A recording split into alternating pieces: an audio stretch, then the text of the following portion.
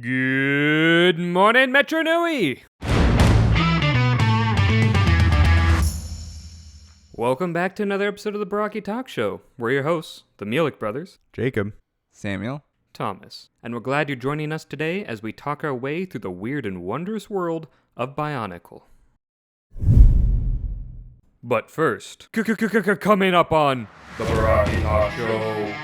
they were like, Bionicle is great, but what if we just made it really cool? And they're like, what do you mean? It's like, all right, give the black guy a mohawk.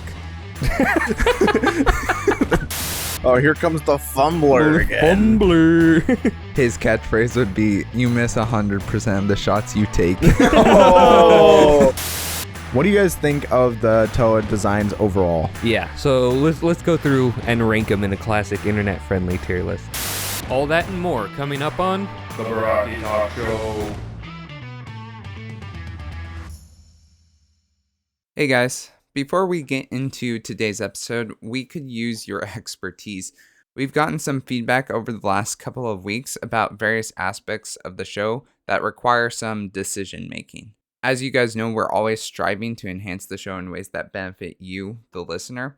So we would appreciate your thoughts on a couple of areas. There is a poll linked in the video description where you can review the questions and provide your responses. If you have the chance, please take a minute to go over there and vote for an option, or if you have more time, write your thoughts in the comments on the post. The more people who respond, the more informed our decisions will be.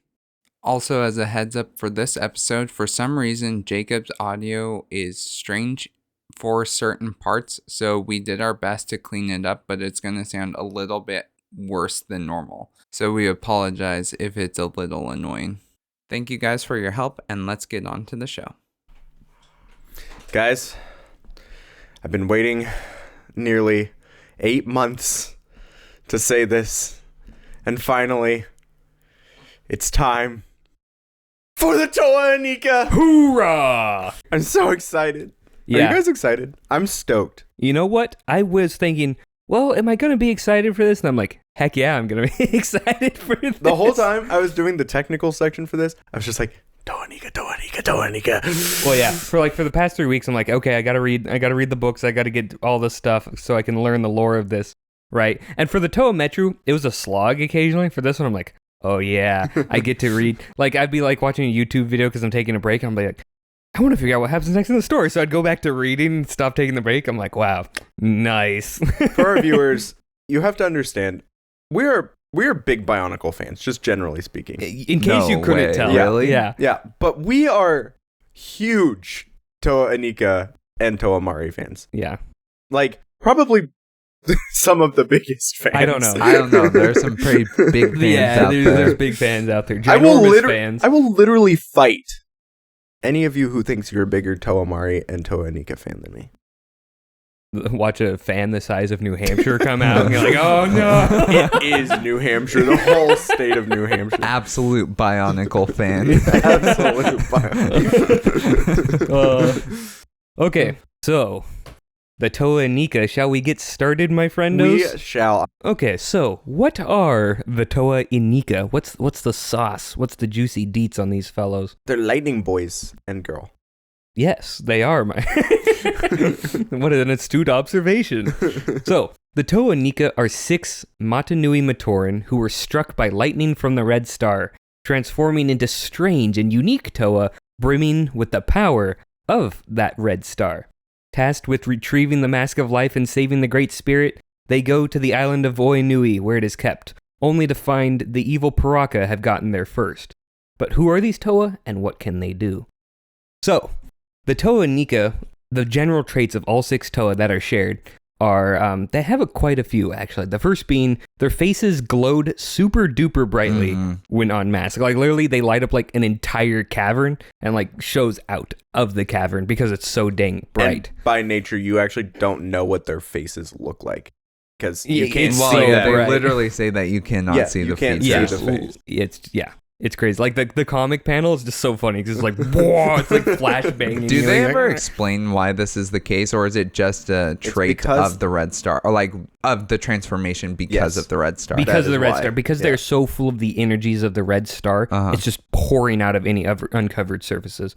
Because this is also explained, the Matoran and Toa need their masks because it kind of seals off their energies, right? When you have the mask off, energy leaks out. Yeah.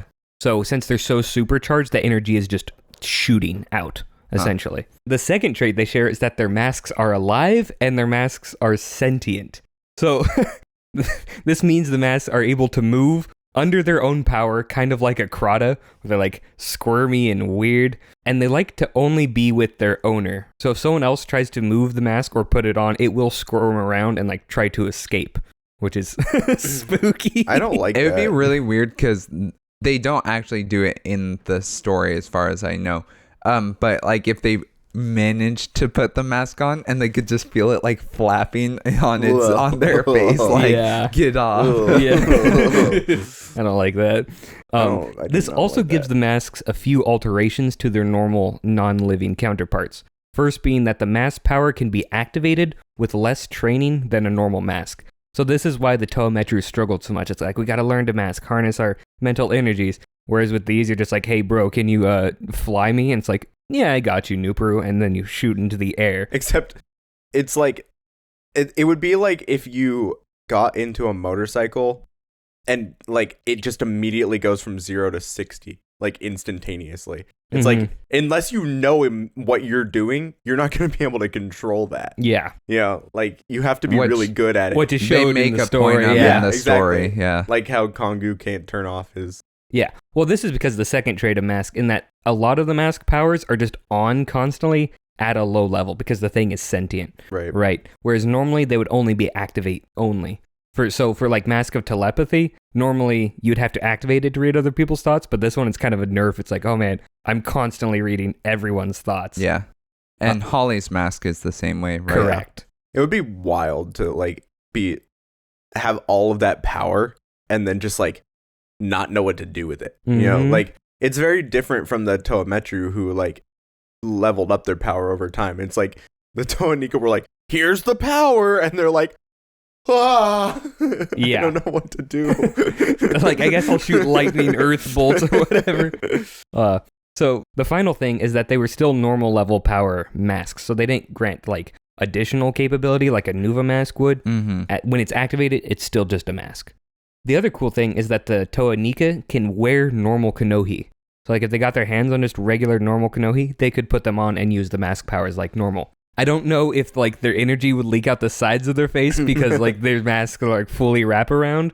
And I don't know if those are the canon depictions of what their masks look like. Yeah, that's either. what I was wondering, You because said that the Lego... sets are canon. That's what I was going to say, but the sets are said to be canon. So I'm guessing the organic masks do just cover the back of your face. Yeah. Yeah, because they were essentially custom made for the Inika, so the Inika's weird head shape would be accounted for by that specific mask. One of the other traits the Inika have is that they had constant energy coursing through them, which makes them immune to the effects of antidermis, because presumably it just kind of like disintegrates it, because since antidermis is like an evil essence and physical energy, if it hits lightning, it's just going to get evaporated. And then one of their final traits is that their elemental generation is always laced with lightning. So this is so heckin' cool because the manipulation is unaffected. So if they want to just manipulate the earth underneath you, it's totally normal earth. But if they make a rock and then throw it at you, it's a lightning-infused rock. It's like, what?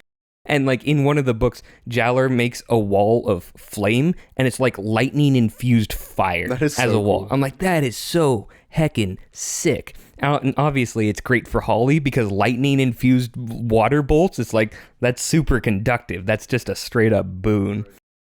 They I think- also use that in the books. Yeah, like, they do. Specifically the water with the lightning. I think one thing that's just like, well, I'll talk about it when we get to the end of the overview. Yeah.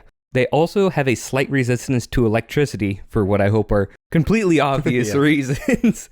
And it is stated that their Toa seal, if they ever made one, would be electrified.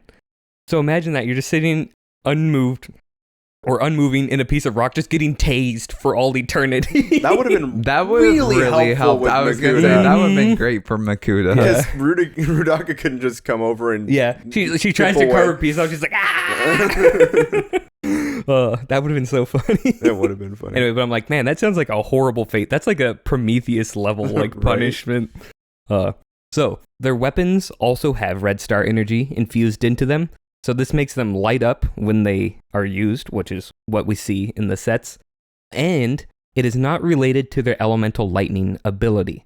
So like the power of the weapon isn't at all tied to their own innate elemental or electric stores. So I'm like, ooh, that's kind of interesting. Anyone could pick one of these things up and shoot like a lightning infused Fun fact, thing. the official names for the weapons, none of them have anything to do with lightning. They're all either laser or energy. Yeah, because they shoot like energy or plasma or whatever.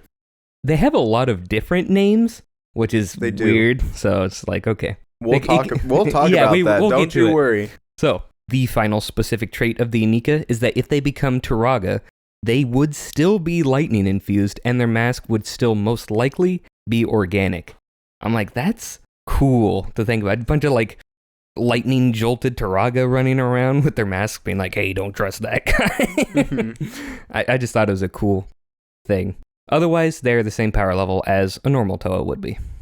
Besides all of the obvious enhancements, they are the same power level. I know, because I was going through, I'm like, well, what are all the different? Like, surely there's not that much. I'm like, oh, well, no, there's a lot. This is like Hordika levels of And you know what? I'm changes. not mad about it. No, because it's really cool. they, like, genuinely, I feel like for this wave, and I mean, you can see it in the promotional materials, you see it in the marketing, you see it in kind of everything. They were just like, what if we made Bionicle just like really cool? Like that was, I think, the marketing pitch. Mhm. They were like, Bionicle is great, but what if we just made it really cool? And they're like, what do you mean? It's like, all right, give the black guy mohawk. Dang it, that's gonna be one of the clips at the beginning, isn't it? It's a black guy or mohawk. I was so confused when he said that. I'm like, what black guy? They're like, Mr. T is like, what yeah, if they he- copied my style. what if he has like Pity the fool. giant claws for no reason? Yeah. And he's What the if- only one. What if they're all infused with lightning? Yeah. What if they what if they just have the most like imposing, overpowering presence? You know, it's like Yeah. every like single decision they made was just like, make it cooler. What if they make it carried cooler. basically guns? Wouldn't that be sick? Exactly. Yeah. So I just love it. I'm like, they just like cranked up the cool factor Mhm. for that era. You know, like Yeah, it's for sure. 100% of all the waves of Bionicle. Easily, this one is the most a product of its time. Oh yeah, for sure. But I'm not mad about Well, it. yeah, because the time period heckin' rocks. Yeah. I mean, are we biased? Absolutely. Yeah. Yeah, we are. 2000s are just objectively the best, Jacob. 2000s are better than the 80s. Fight me, 80s. fans. Hottest take of all time. So now we move on to the specific Toa. And these will start off with, of course, Jala, captain of the guard, leader of the Toa Inika. So we know Jaller from also as a Matoran, and he became, no dir, a Toa of fire. Wow, just like they always would. So Surprise. yeah, I know. He is intelligent, he is brave, he is skilled, and he is a communicative leader.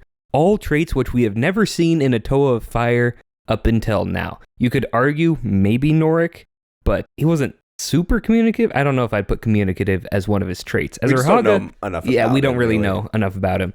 But this is the first time we get to see in depth of Toa of Fire with all these traits, and it is so cool. I'm like, yes, finally.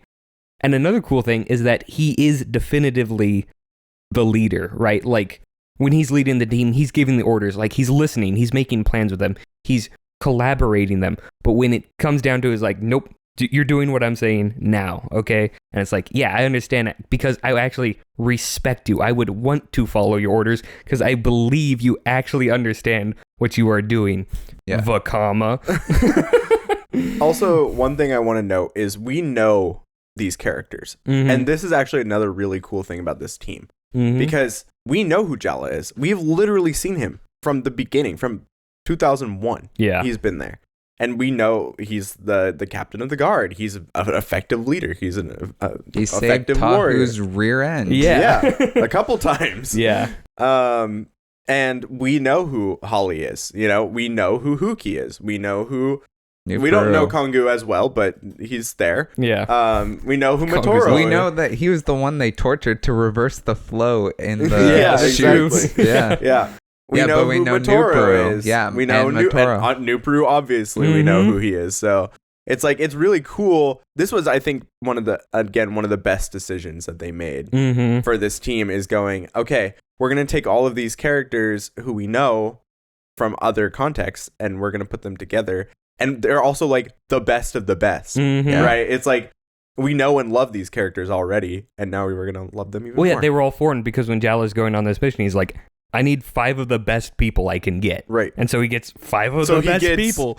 The best Kolhi player. He gets the other best Kolhi player. He gets the Chronicler. The Chronicler, and Chronicler. the second best Kolhi He player. gets Motoro, who knows a heck of a lot of stuff, Yeah. right?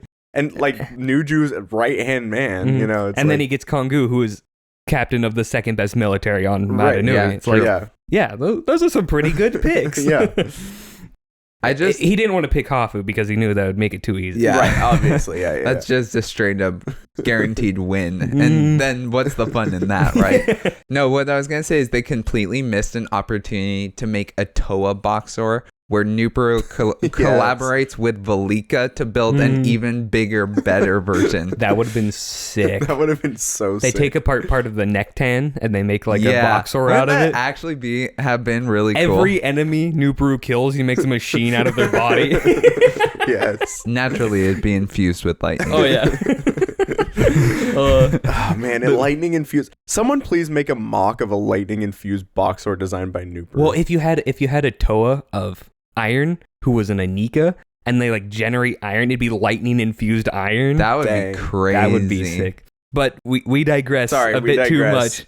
Yeah, so back to Jala is like tying into what we were saying. It's cool because he's learned from the mistakes of the Toa and his own mistakes and experiences as captain of the guard. Yeah, right? it's wild because he's gotten to see 2 Toa teams function. I liked in Power Play when Jala goes to make a decision and he realizes, wait, I need everybody's approval here first. And then once he gets their consent, he's like, okay, we're good. Yeah. And I was like, that is already so far and away better than anything we've seen before. Yeah. And it's just funny. I know, it's funny reading moments like that where I'm like, we've literally never seen this from a Toa Fire before. Yeah, exactly. Literally. And then on to the next point where you're saying like he learned from the past Toa. I like that he mentions that he learns from the past Toa. Like in the books, he specifically thinks. He's like, okay. Or he even says aloud to the other Toa. He's like, Turaga Vakama said, don't do this. Or Turaga Vakama did this and that was not the right thing to do. And it's like, wow. Or like he'll sometimes quote Tahu or whatever, right? Yeah, And it's like, oh man, that's so cool. Right? It's like, it's good to know that they actually listened, which is, I think what really for me makes them super interesting is they paid attention to their heroes. They learned from their heroes. The heroes weren't just save us from this situation and then we'll know we're safe and we never need to think about you again. It was like, no, they were absorbing all that information that they were learning from these figures. And it's like, and it benefits them, obviously. But yeah, no, it's so cool to see. And guys, read the book. If you haven't read the books, read the books. They're so good in this series. These are literally the best Bionicle books. So now we move on to what he actually wears. So he has the Kanohi Calyx, the mask of fate. Calyx? Calyx? Is that what it is? Is that how it's pronounced? Calyx? Cowlick. Oh, Calyx. He has the mask of making a little hair stick up at a wonky angle. He used it on Nupuru, that's why he has the mohawk. I'm looking it up. Continue and then I'll... Okay, so this allows the user to work at the absolute peak potential of their body, right? So it's like kind of like when a human gets like adrenaline strength or whatever and they do something completely out of left field in terms of physicality. You can just use this mask and you do it like that. It's Calyx. Okay, that's what I figured. Calyx. I would have figured that if I ever looked these up before I wrote them before the episode. That's way too much time, though. 5-6 seconds? Nah, bro. So, normally, this mask does have to be manually activated, which is a major detriment to how useful it is, right? It's like, oh man, if I want to dodge this, I have to see where it is coming from and then use the ability. Whereas you could just have the mask of shielding and do that, but better. So, having it be manually, or having it not be manually activated and having the mask do it is so nice. Massive upgrade. Yeah, because he can do some wacky stuff. It has a few caveats, though, in that it cannot do moves the user doesn't know. So you can't do a triple axle flip or whatever if you've never seen or thought of what a triple axle flip would do. But other than that, anything you are physically capable of, you will just do. And this is probably one of my favorite masks in the whole series because it makes for so many cool moments. And for a power scaling point, it shows what the absolute limits of a Toa are, right? And it's like, okay, that's so cool to see. It's like, this is the max potential of what they can do. So it's just nice to have that baseline. So he also has an energized flame sword. And this, I'm not going to sugarcoat it, it's just a lightsaber. Like, it can just cut through anything. Yeah. And it's like, okay, because as I said, this is a common theme with stuff in this wave. It can just cut through anything. And I do like it, though, because we don't really get lightsabers or anything super sci-fi in this series. So it's cool to just be like, yep, he's got a lightsaber. And the last thing about Jala is that his promotional nickname, like for all the posters and whatever, is the Striker. Which I'm like, that doesn't seem to make any sense to me. Like, especially since he's like dodges almost everything all the time. The promotional nicknames don't really make any sense, honestly. For some of the Piraka, the promotional names make sense. For the Toa, it's just they were just throwing stuff at a dartboard. Be like, yep, that's you now. It's well, like, okay. I can almost guarantee you that the nicknames were invented by the marketing team, not by the story team. No, Greg's like, this guy is the Striker. Okay. Jala's original name was the Striker before it got changed to Jala. STRYKKERR. So now we move on to Holly, the Chronicler. So Holly became a Toa of water, no dir, and this makes her electricity especially useful because any water she's generating is jolting people way more than the other electricity would. Which is just a cool trait because like they didn't try to balance it around her being more powerful with it. It's just like, no, it's just a better thing she can do. Holly, for her personality, is she was an adventurer and a fighter. She was a chronicler, right? So she was going around the island getting that sort of experience, and she would occasionally have to fight stuff on the island. So when she became a Toa, she gained confidence massively in her fighting skills and very quickly because she's like, I've done this before, I just have a higher level of power. Now, this doesn't come at the cost of her losing, like, her sanity or carrying. Like, she's still kind of classic Toa of water in that she does care about people and she is good at, like, talking to them and, like, just being a normal person in touch with, like, their emotions. She was also a Kolhi player. Correct. Which gave her kind of that athletic, more adventurous, outgoing kind of personality as well. I'm trying to remember the specific part where it says this, but like she's the only one of the team that mentions crying. Like she actually weeps at a part in the book. Yeah, that always stuck out to me. Inferno. Yeah. Because that was the moment when she does cry. At that moment, I'm like, wow, I never would have.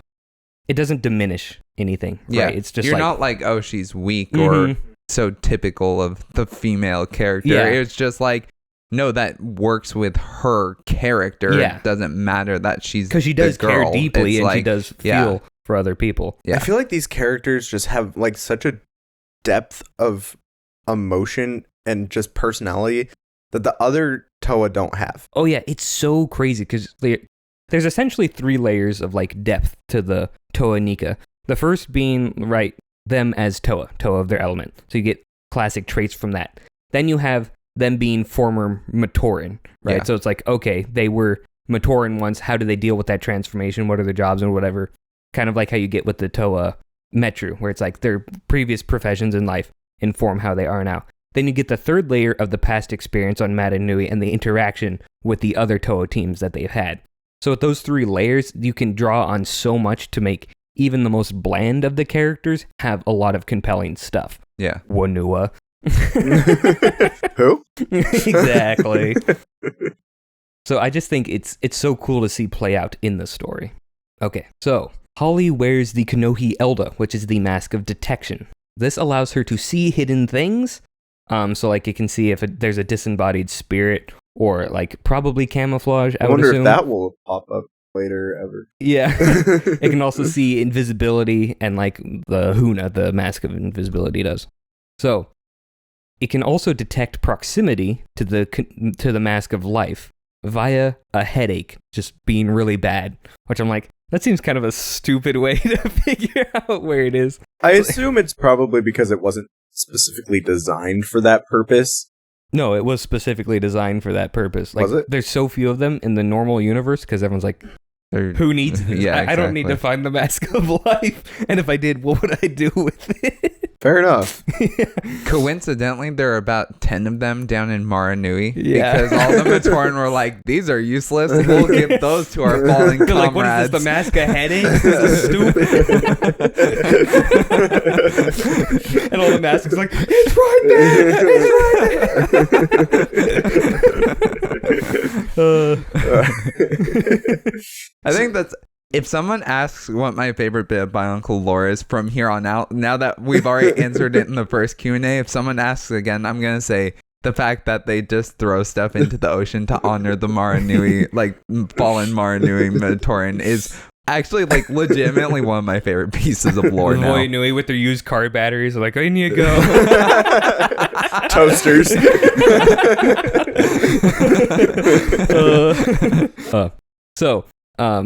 This is one of the ones where it's debuffed because it's always on. So because it's organic, she just constantly has a headache. Yeah. And as they get further towards the Mask of Light, she's like, this is so distracting. Like, it's just pain.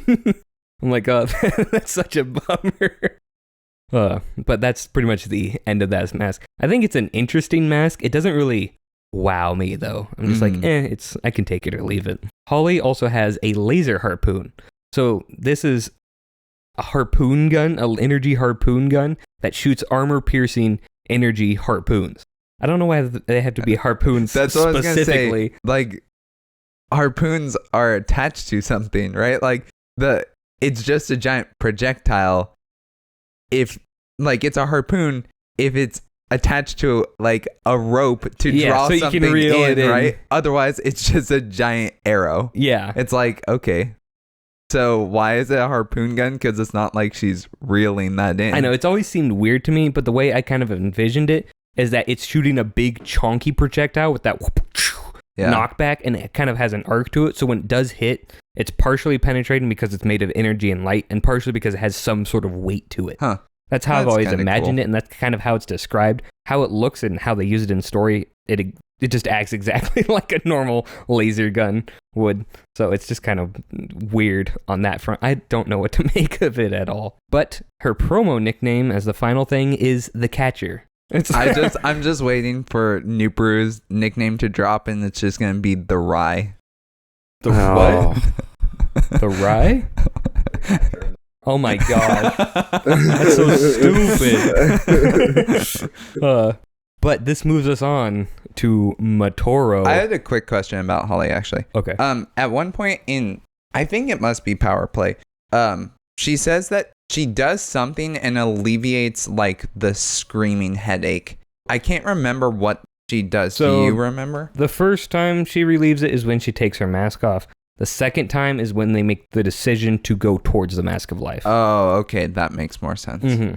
Which, Yeah, I mean, it makes sense, but it also doesn't The make part sense. you're thinking of, Samuel, is when she takes her mask off and it's like, and everyone's No, like, he's put probably it back thinking- No, on. I was thinking of the Mask of Lifetime, because that's right at the beginning. Like, literally, as soon as you meet them as the Toa Inika, she, like, takes off her mask. Yeah. And so, but it was later where I was like, they did something, and it was like, oh, that feels so much better. Yeah. That's when they decide to go towards it. Yeah. So, now we move on to Matoro, the translator. Matoro! Heck yeah, baby. How did you pick this ordering? It was just the ordering they had on Biosector. I'm like, okay. Okay, fair I'll enough. just use it. So, Motoro is the Toa of ice. Also, I generally do like the 3 most important and then the 3 other ones. Fair enough. So that means Motoro is one of the most important because Motoro is heckin' based. So he The is first ice Toa that's actually good. what the Kopaka fan. Yeah, We're I gonna was have gonna a say, word we with put you, my Kopaka friend. in the S I'm sorry. tier, No, I'm okay? sorry. I do like Kopaka. Side note here really quickly. Kopaka has one of the most impressive lines in Inferno too, where I was like, the first thing I think it's actually the only thing Kopaka says in the book. I'm like, base Kopaka, he knows what's going on. What do you I'll say? see if I can find it. I was like, it's context dependent, but you don't need a whole lot of context. And I was just like, yeah, this guy, he's just so good. Yeah. So if we're done with the Kopaka slander, we can move back to Motoro. I'm sorry. Giving his traits, he is calm, he is subdued, and he is compassionate. So he's just a cool guy to be around. Like he's very, he's a chill guy. Man, I mean, I wasn't even trying to do all these puns. Put It the just chill guy happened. meme in with He's just Motoro's a face, chill- please. Anyway, so he wears the Kanohi Iden. This is the mask of spirit. It allows the user's spirit to exit their body, and you can just like look around at stuff. It's basically like just no clipping through everything. That's literally how I've always imagined it. It's just no clip. It's just literally how it is. And it was stated by Greg that in their initial phases, he's going to have it so Motoro could still use his elemental abilities while he was in spirit, but he's like, that completely breaks the story. No one would be able to beat Motoro. It's overpowered. Yeah. So, but in his current form, he's still invisible and can fly through objects, and he seems to do it really fast. Like, he's obviously moving faster than a normal person would be. So It's like spectator mode in Minecraft. it is extreme. It's literally just no clip. Yeah. That's what we were That's saying. what we were saying. It's extremely useful for scouting around stuff and whatever.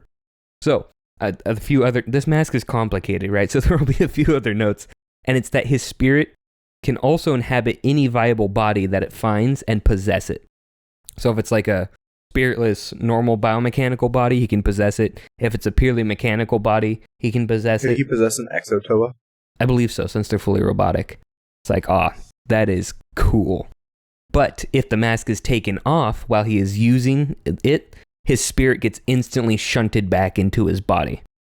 I'm like, okay, that's a nice safety feature. There's not a whole lot of downsides with this mask, other than Your body is completely helpless. yeah, while when you you're use it, you just using fold it. like a sack of potatoes. You're just on the ground, and everyone's like, did he just die?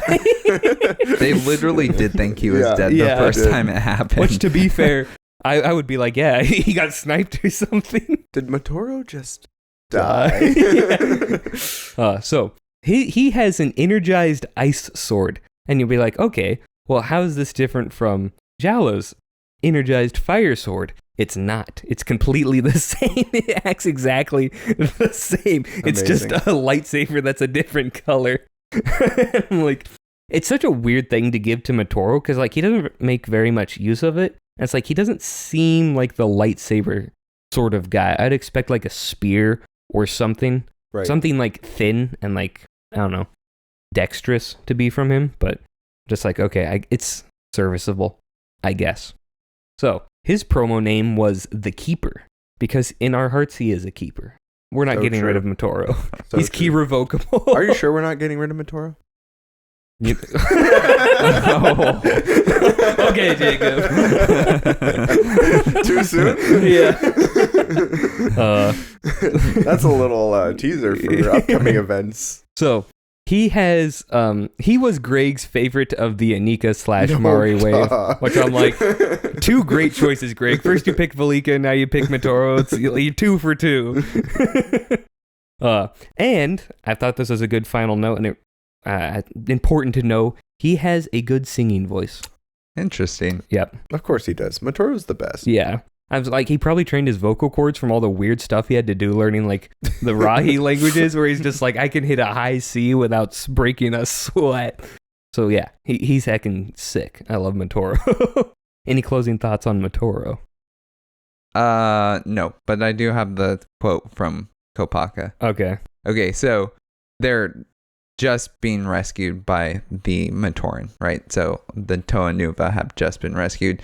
end, they mention Toa Kongu, and Lua says, Kongu, a Toa hero? Oh, this I must see. And Kopaka says, when you are finished being amused, Lua, they may need our help.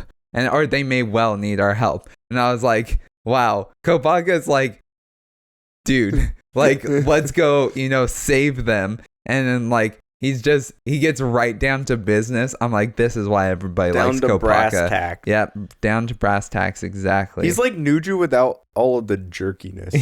Yeah, like, it wasn't... why I liked the comment is that it was not a mean comment, right? It was just like, we see that you think this is funny, Lua, but there are more pressing things than you can laugh at this. It wasn't like a don't laugh at this. Yeah. It was just... like, let's stay on track. Yeah, and I thought that's very... It's very hit Kopaka, well, right? Yeah. Like, it did not feel mean. It felt very Kopaka. And see, if Anawa had been there, he would have been like, the con to goo? What? The con to goo. So, with that, we move now on to Hyuki, the athlete. The athlete? The athlete. Hyuki, the athlete. So, he is the Toa of Stone. And he is a good-hearted, level-headed, just all-around solid guy. Again, I wasn't trying to make a pun out of this. that just happens. He's really sturdy and reliable and structured and rocky. Wait, he's a rock. He rocks. Yeah. So the thing I did know is he's not outstanding, right? Like, he doesn't make a huge impact on you. You're not like, oh man, Hyuki, he really changes the course of the scene. Like, I would liken it, or I'd contrast it with both Onua and Pohatu. Because when Onua or Anawa, when Anawa or Pohatu are in a group or a conversation, you're like, when are they going to chime in with either their cool, happy thoughts that Pohatu is, or their snarky, stupid comments that Anawa is going to give them, right? But either way, they still have like that charisma and presence that really makes you consider where they are. Yeah. Whereas Hyuki, I find more... he melds into the background. He's a little bit more passive. Mm-hmm. But he's not forgettable like other characters who shall not be named. I don't think. No, because he has a personality. Yeah, he has a personality, and he does do useful things. Mm-hmm. It's just that he doesn't make himself the forefront of attention, right? Like, correct. To me, he's such a good Toa of Stone in that way, because he's just a steady presence. Mm-hmm. He's just like... he's there if you need him. Exactly, yeah. Yeah. And I think this comes down to the 3 layers of how they give the Inika their personality, and that the Toa of Stone do not have well-defined character archetypes to draw from, so he has very little of that. And his past experiences on Matanui, we also have very little of, right? So it's like there's not a whole lot to draw from like you do with the other Toa in the group. So I think that's why he's a little weaker character-wise, because it's just like, there's less. That being said, I do still like him, and he is still fun to have in the story, especially his banter with Kongu. That's what I was going to mention once we got done. I was like, something that I loved about reading the books and seeing those two in particular. Mm-hmm. Yeah, banter is a good word for it. Like, they poke fun at each other. They would get really good burns, but in not like... There was one when I was reading the books way. that I specifically marked down because I'm like, this is one of the funniest comebacks ever. It was fun to read because it's like, oh, they're actually friends. Whereas, like, when the Toa Metru pick at each other at the beginning, oh my gosh. You're like, they genuinely did not like each other. Mm-hmm. There was no love lost, right? Yeah. And it was like, here... they are actually friends, and so when they pick at each other, it's for fun, and it comes across that way. Mm-hmm. It's very natural. No, yeah, feeling. it's so cool. They're kind of like Legolas and Gimli. Yeah, and that's very good. They're not the main characters, but when you do see them, I'm like, oh man, this is fun. They're such cool friends. I would like to hang out with them. Can you see, or shall I get you a box? That's the kind of stuff. Or no, what is it? Shall I describe it? That's what he says. Shall I describe it to you, or would you like me to get you a box? So, Hyuki is not stated to have a good singing voice, so keep that in mind as well. So, he wears the Konohi Sanok, the mask of accuracy. And this makes projectiles fired by him extremely accurate, and I mean really accurate. And it works on elemental blasts as well as projectile weapons that he shoots. And if he's not shooting an elemental blast or projectile weapon, he can pick up like a normal rock or like a blade of grass, and when he throws it with the mask active, it will accelerate to speeds where it can actually damage things. And I'm like, that's a crazy ability. Like, one of the examples that Greg gave is like, it may be able to accelerate a piece of grass enough to cut through like a chain. Dang. It's like, excuse me? That seems busted as heck. That's crazy. And it is. Imagine killing someone with a blade of grass. Yeah. And even crazier, because it's organic, this mask is always on at a low level. Yeah, so he's true. just like able to snipe people. And there's one spot in Inferno where he does something crazy. He picks up a piece of like, it's a stalactite or whatever, and he throws it against the wall, and it like ping pongs around Rube Goldberg style to like hit someone in the back. I think it's Vezon. It's Vezon, yeah. And it's like, dang, that's crazy. Yeah. Like it was obviously, I think, mixed with his elemental powers, kind of like how Pohatu manipulates the boulders with when he kicks them to make sure like they ricochet and goes where he wants. But even still, I'm like, that's stupid impressive. And this mask it's one of the best masks to have straight up. So does it, I mean, we may not know, but does it work on only one item at a time? Or can't, like, if he were to once throw the item is multiple fired, items? it can use it on the next one. Okay. So you can like fire 3 projectiles and they'll all have the enhancements of it. If you fire 3 projectiles and take the mask off, they'll still go at the accuracy that you had when you had the mask. So, because I was just wondering, like, why wouldn't he want to carry around small, like, blades of grass, for example, and he could just, like, throw a handful, right? Something that he could easily hold a bunch of, and then it's just, like, shreds whatever he's Well, I would assume at. it's because the Piraka are more durable than they would penetrate, I would assume. I don't know about that. The Piraka are really durable. It's funny that you say it because, like, yeah, I get that. But in this story, they mention how many times their armor is, like, completely crushed, ripped, destroyed, melted, and, like, where they're feeling intense amounts of pain on their organic tissue. So it's, like, the threat level, I guess, is so much higher than everything wildly in the rest of the story up to this point that it's hard to believe that, but it is, I don't know, it just... Yeah, we'll get to that when we get into the actual books, but yeah. So, continuing on, he has a vibra axe that can cut through solid stone like butter, so this is another thing that can just cut through anything. However, this one's special because it has an attached chain. This is just a normal chain. It's just a chain. So if he were to throw a blade of grass at it, it would cut through it, exactly.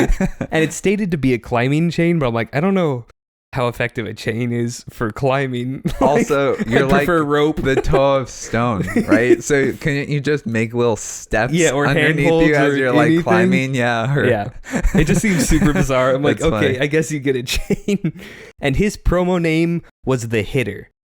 So I can kind of see this one because like he's hitting things with his projectiles. I'm sure they got these names from their Kolhi experience. Okay, like, so catcher, hitter. and hitter. Because Jala doesn't really count because he would have been more, I think they probably would have associated him more with the captain of the guard, right? And it's like, whereas Holly and Huki in particular were some of the best Kolhi players. So if I were to think of their characters and what they, like what represents them, I would have probably gone to Kolhi prior to their Inika form. Yeah. So I'm guessing that's probably where hitter and catcher come from. That would make sense. Right? Because those sound much more like a sports terms, especially given we'd have to go back and check and see if actually played. Paulie was like the goal blocker, because I'm assuming that's what the catcher would be. Honestly, that's I true. don't know enough about how Cole he is played to figure out what the positions would be. And I think at least in Mask of Light, you see her being active. Like she's one of the... Yeah, she was the one going around. When they drop it or however like Takua was. Yeah. Because Jalo was a blocker. Yeah. Right. And I don't know what Huki was doing. Anyway, but... That would explain the promo names. That's what I feel Correct. like. That's a very interesting theory, Samuel. But that's just a theory. A Bionicle theory. Thanks for watching. We should just change our channel name to Bionicle Theory. I'm sure that actually it probably already exists. Yeah. Not by the game theory people, but No, that would be funny. that would be funny. Please. The fifth one, actually, they're on channel. like, is it the fifth? It doesn't Yeah. matter. Anyway, now we move on to Nuparu, the engineer. So, Nuparu is the Toa of Earth. He's a fun-loving, wacky, and resourceful guy. Which is just a wild thing based off of how he looks. Yeah. He looks like a punk rocker, Yeah, he like one of does. those thugs that you wouldn't walk up to on the street because you're afraid Which that I they're wanna gonna say like they ask you mentioned if you that want at a some point, tattoo or right? something. Mhm. Like, don't they mention in the book, like, how, like I don't think they No, do. weird? they They're, don't. Because like- they all look like a bunch of freaks, Jacob. Okay, A yeah. bunch of little freaks. Actually, they're Big big freaks. freaks now. Oh, a bunch of... remove one from the little freaks counter. add one to the big freaks counter. It's just the little freaks counter, and then it It's just just scales bigger. up to literally say little freaks, but bigger. The big little freaks counter. The big little freaks. So, Nuparu... Indeed. since he is an inventor and like a rule breaker, right? He's always pushing how far like science and advancement can go. He does dumb stuff sometimes, but he does it in the name of learning. So like he doesn't repeat mistakes, and his innovation and engineering mind rock as a Toa because he's able to do so much more with his greater power and capacity that he can like just all the crazy ways he can apply his abilities, right? So like he'll fly and do stuff to like catch people in his streams as he goes by super fast. He'll mix flying with his drill to like go super fast underground to avoid stuff.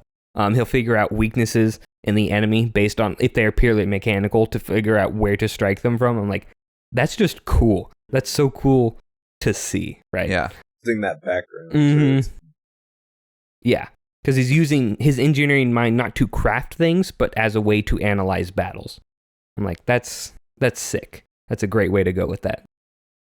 He's also fun. He's just a fun character to be around. And this is partially helped to really set him apart, is he has the Konohi Kaden, which is the mask of flight. And so for an Earth Toa to have the mask of flight, like, it seems so obvious in retrospect, but I'm like, that's just such a great ability to have, and it obviously puts him in conflict with Kongu, who's like, why don't I have the mask Right. of flight?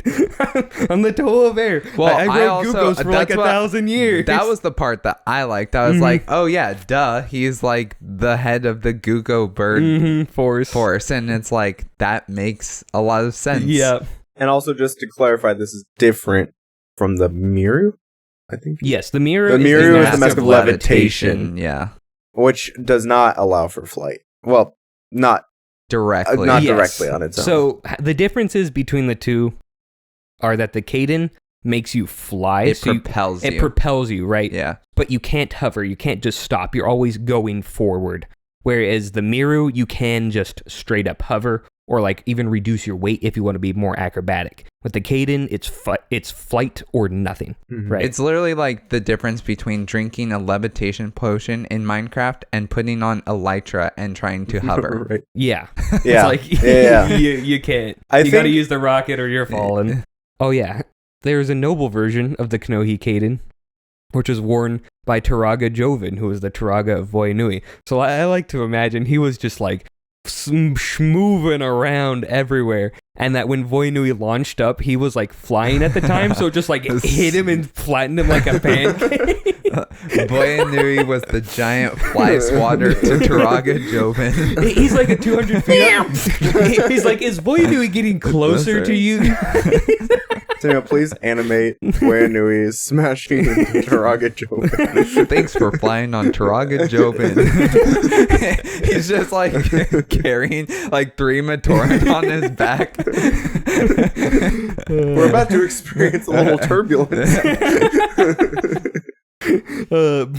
So the difference between the noble and the great version is that the noble, it does allow full flight. It's just not as fast, and you can't go for as long. So, but I'm like, those are perfectly reasonable drawbacks. Give me flight, right? So moving back to New Peru, he has laser drills as his Toa tool, or a laser drill, not laser drills. There's no two tools here. This laser drill shoots energy bolts and is not a drill at all. It just shoots energy bolts. I don't know why it's called a laser drill. It look like a drill-ish. Kind of. I don't really think so, to be honest. It looks like a drill in the same way that, like, a modern art statue of a person looks like a person. Yeah, I was going to say, like, if you abstract the concept... It's the platonic ideal of a drill. It's the platonic ideal that you ran through Google Translate 30 times. There's nothing more to say about it. It just shoots energy bolts. He also has digger claws, though. And these are the things on his hands, which are actually just his hands. Like, canonically, those are his hands. Nice. I'm like, why is he the only one that got weird hands? But since his drill takes 2 hands to hold up, I guess he has a shoulder-mounted Xammer Sphere launcher, which looks really cool. I heckin' love shoulder-mounted really stuff. cool. It's always cool. And his promo name was The Stopper. He was also one of Greg's favorite. Not his favorite. That was Matoro. Obviously. But he's one of the favorites, which I'm like, good. Makes sense. Another good choice. Mm-hmm. Greg also has a penchant for inventors, so this is one reason why he is one of his favorites. No, really? Greg likes inventors? Who could have imagined? It's a real mystery. Any closing thoughts on New Peru? I love New Peru. He's so good. And I think a good choice to make a flagship for this wave. Like, he embodies what the Inika wave is all about. He's just a cool guy that does cool stuff. Yeah. And looks cool. Yep. Yeah. Yeah. So, we move on now to Kongu. So, he was the captain of the Gugo Bird Force, and he is the Toa of Air. So, his personality traits are he is unrelenting, he is upbeat, and he is upfront. He is also extremely competent at what he does. So, while he doesn't have as distinctive a personality as some of the others, he kind of falls into the Hyuki category, but I think he's a cool all-rounder in personality, but still fills the comic relief role. Like, when you need to lighten the tension, you do look for Kongu to kind of give the snark, the quip, the quirky thing. But, like, when it comes to battle, he's a competent thinker. And what I noticed when reading the books is that, like, he can switch between the two modes, kind of. It's not as, like, drastic as, like, Leiwa does sometimes, where he'll go from, like, super stern, like, I'm gonna kill you, to, oh, I'm a jokey quipster or whatever. But Kongu does go from, like, oh, I'm gonna make some jokes, keep it lighthearted, to, like, okay, I need to analyze how to utterly destroy this person.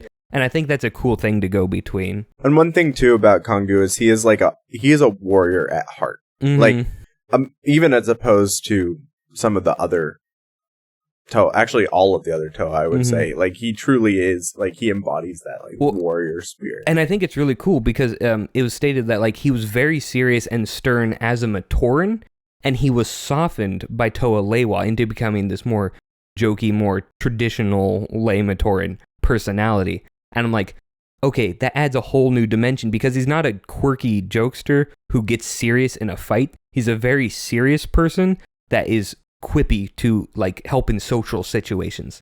I'm like, that's a cool distinction to have in the character. Is Kongu autistic? No. You never know. Canonically, Greg's like, you know what? This guy's autistic. I just thought that was interesting. And Kongu is one of my he's my personal favorite of the wave. He's the one I always latched on to the most. So at first I was like, oh man, he doesn't seem as dynamic of a personality. But then kind of like seeing these softer distinctions and more subtle stuff, I'm like, yeah, he's heckin' cool. I like Kongu. He also gets a lot of screen time. So. Yeah. As I was reading about Kongu, I could not picture him as his Inika form, though. Mm-hmm. I literally could only think of him as Mari. Really? Literally the whole way through, I'm like, the Mari mask, the Mari build kept coming into my mind. I'm like, I know this is wrong, but for some reason, I could not get the Inika form stuck in my head. That's interesting. I was able to think of him in his Inika form fine because I like his silhouette. It's just like very clean and like compact, put together. Kind of like, because that's how I imagine him more looking like when he's in his combat mode, right? So maybe I'm just better than you, Samuel. It's definitely not that. Moving on, he wears the Kanohi Suletu. I'm sure that's how you pronounce it. The Kanohi Suletu. I'm staking my claim on it. That's how it's pronounced. If it's not pronounced it, by Jove, I will give Jacob Suletu. Oh. You're going to give my what? I was going to give you something if I lost the bet, but now I'm not going Dang to. You didn't let me finish, Jacob. Okay, so the Suletu, it just takes the lei from Lematorin. I see how this is. They gave the mask that has lei in it to the air Toa. Very clever, Greg. That is pretty clever. You got us. So he wears the Kanohi Suletu, the mask of telepathy. This allows surface level mind reading. So there's no like probing into deeper thoughts or whatever. And an interesting note is it allows communication with mini Rahi, right? Because if they're intelligent, they do have surface level thoughts, so you can kind of like have a bit of a back and forth mental conversation.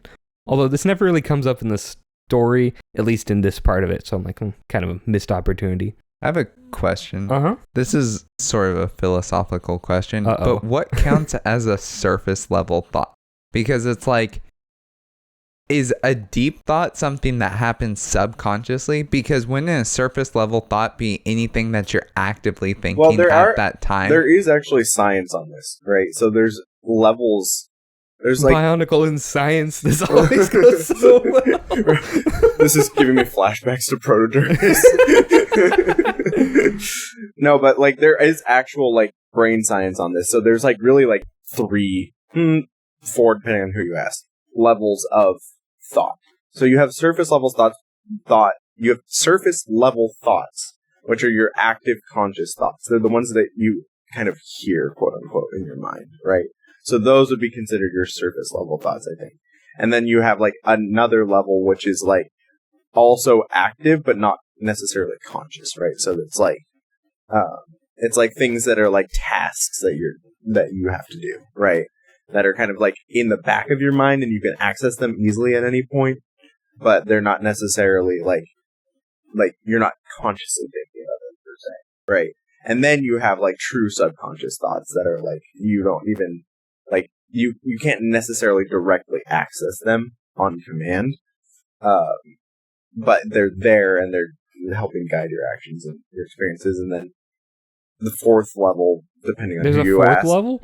Depending on who you ask, there's like memory, right? Which is a whole nother level where it's like you can recall memory at will, more or less, but it's like it's not active and it's also not conscious. Yeah. So it depends. Again, there's a lot of like different variation on this, but yeah, I would say surface level thoughts are like your active conscious thoughts, and that's what I was getting at is like the conscious versus the subconscious, because it's like, yes, that's how I would probably separate them. It's like, but in the case of reading someone's mind, I feel like it always sounds diminished, like, oh, it's just surface level thoughts. But I feel like surface level thoughts are the most useful thoughts to be able to read because it's what they're actively thinking. Right. And just because it's surface level doesn't mean it's not deep, right? Totally. Or important, right? Because that's how we think through a lot of things is we say it to ourselves. We think it in our head, right? So it's coming out of that subconscious into the conscious. And so I just thought it's interesting because whenever I hear that, I always think, oh, it's like they're shallow, like shallow thoughts, like, man, now I'm hungry or something like that. And it's like, no, it's just from how it's used in the story, it's clearly anything they are actively thinking. Yeah. Well, and I think too, like, those are kind of the easiest thoughts to read because they're the ones that are actually formed of language, right? Like, if you were gonna read someone's thoughts, those are the ones that you would actually be able to interpret properly, right? Because when you think in active conscious thought, you're actually, I think most people are thinking in words, right? Mm-hmm. Or at least word adjacent.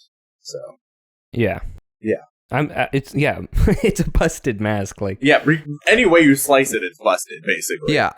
I just wanted to bring it up because of how I think about it, and I wanted to, like, if others think about it, I want you to understand that it is way more powerful than it sounds when you say Like, oh, they can only read surface level. We assure you, audience, these characters are busted out the wazoo. Okay. Have no misconceptions that these characters are less busted than you think they Bring are. it to the power scalers. They will love you for it. So, and that's not the only thing it can do, because it can attack other minds with mental noise, right? So since it can read thoughts and project thoughts, you just like... This ain't no CD. This is CD-ROM, guys. Continuing on, this mask is always on because it is organic, which is mostly a downside for Kongu. Until he can learn to control it better. Yeah. But even still... Yeah, even still, it's always on. He just blocks out the thoughts in his mind rather than the mask deactivating. He also carries an energy crossbow. So, you may be like, okay, is this like the energy harpoon? Yes and no. It shoots energy bolts that punch through solid matter. Wow, now, really? It said that the energy harpoon punches through thick armor, but I'm like, solid matter seems a lot more powerful than thick armor. Yeah. What are the upsides of the energy harpoon? As far as I can tell, absolutely nothing. The energy crossbow just seems like a strict upgrade. Maybe... Well, that's all headcanon stuff. Yeah. However, I do think it is a sick concept for a weapon, because just having a crossbow that like shoots energy bolts, I don't know, it just tickles something in my brain. I'm like, oh yeah. I mean, energy crossbow is like a trope for a reason. Yeah. And it also seems to fit well with a Toa of air. Can't define why, though. It just... Crossbow, air, it just feels right. Yeah. I like it. And he also uses it a lot. It's one of the most used weapons in the story. Like, he's popping shots with this thing constantly. Maybe he should have given it to Huki. That's a good point. Yeah. So his promo name is the Tumblr, not the popular text sharing website. Instead, it is... And also not the Batmobile from The Dark Knight. True. And also not the beverage holder, like a Tumblr would be. No, he and it's also not the thing in locks that prevent you from opening them with the wrong keys. It's just the Tumblr as someone who tumbles. That's kind of stupid. Yeah, I was like, okay. He's not also, like an acrobat or a gymnast or anything. This sort of breaks your Coley theory, because I don't think there's a Tumblr. I was just talking for the Coley players. Oh, you were just talking about and Holly. Yeah. Okay, fair enough. Fair enough. Imagine if you're a Coley player and your nickname was the Fumbler and you just missed every shot. It's probably what they called Takua after you missed a shot in the match. Oh, here comes the Fumbler again. Fumbler. His catchphrase would be, "You miss 100% of the shots you take." Oh. Hyuki's like, could never be me. So, this is one of Greg's favorite Toa, which... Good on you, Greg. I think you made a good choice I feel here. like this is just a theory, but I think Greg might be biased a little bit toward the Inika. Considering 3 out of 6 of them are specifically referenced as some of his favorite characters. To be fair, Kopaka is still his all-time favorite. Kopaka is? Yeah. Okay, fair enough. Greg's favorites don't make any sense. What do you mean? He Kopaka, likes the cool Matoro, New Peru, and Kongu. The first 3 I can and see. Valika. He's not a Toa. I'm just saying, Not like, yet. the ones that he specifically likes. Yeah. No, but Kongu does definitely seem the weird pick in that trio, Yeah, I guess, if bit. you had to pick an odd one out. But who can fathom the mind of Greg? Literally no one. So, that is all we have for the specific Toa. You are now entering the Chronicler's Corner. The following content may not be appropriate for viewers unaware or unacquainted with the wider Bionicle lore, as major plot points and reveals will be spoiled. If you wish to avoid this section, skip to this time in the podcast. 1 hour, 6 minutes, 58 seconds. Viewer discretion is advised. We are moving now to Chronicler's Corner. So, there's only one thing in Chronicler's Corner. The Inika were transformed because the red star had a backup system for making Toa outside the robot if needed. And I was always confused. I'm like, why would you ever want that? But then it was kind of explained more in detail, where it's like, if the GSR is having serious malfunctions and people start evacuating, being able to make Toa out of those people so they can either go back and fix or like get other people's attention or help or whatever makes a lot of sense. I'm like, oh yeah, you would want Toa to help in, even if it's a full-blown evacuation process. Okay. I can reasonably understand that. It's still a weird thing to add to the Red Star. It's like, oh, yes, this teleporting rocket booster resurrection machine should also make people into Toa. It's like, why not? You have to take everything in Bionicle, like all the tech stuff, with also like an ounce of mysticism, right? Like it all has just that little bit of like destiny part of it as well. You know? So it's like you can't just take it as pure technology because it will never make any sense. To be fair, it doesn't make any sense any way you look at it. It's true.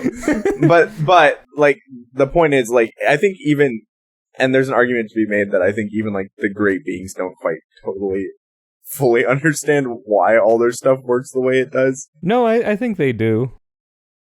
No, I think they don't. Not now, because Valika introduced a bunch of funkiness with making them truly sentient. But yeah, I don't know. To me, it's just like I think the great beings don't even necessarily totally know why everything works the way it does. I guess that is demonstrably true with the Mask of Life. Yeah. Like, they made the Mask of Life. They're like, why is it alive? Well, and like in that part in the book is like they mention the great beings who are hiding it. Yeah, you like don't even want to touch it because they're like we didn't know what was gonna happen. That last guy, it fried him, and it's like we're gonna throw him in the archives. And it's like, and also like unity, duty, and destiny are like the three fundamental virtues of Bionicle, and they're like shown repeatedly to be like fundamentally a part of how the whole universe works. Yeah, and it's like you can't predict that as any sort of being. Like that's not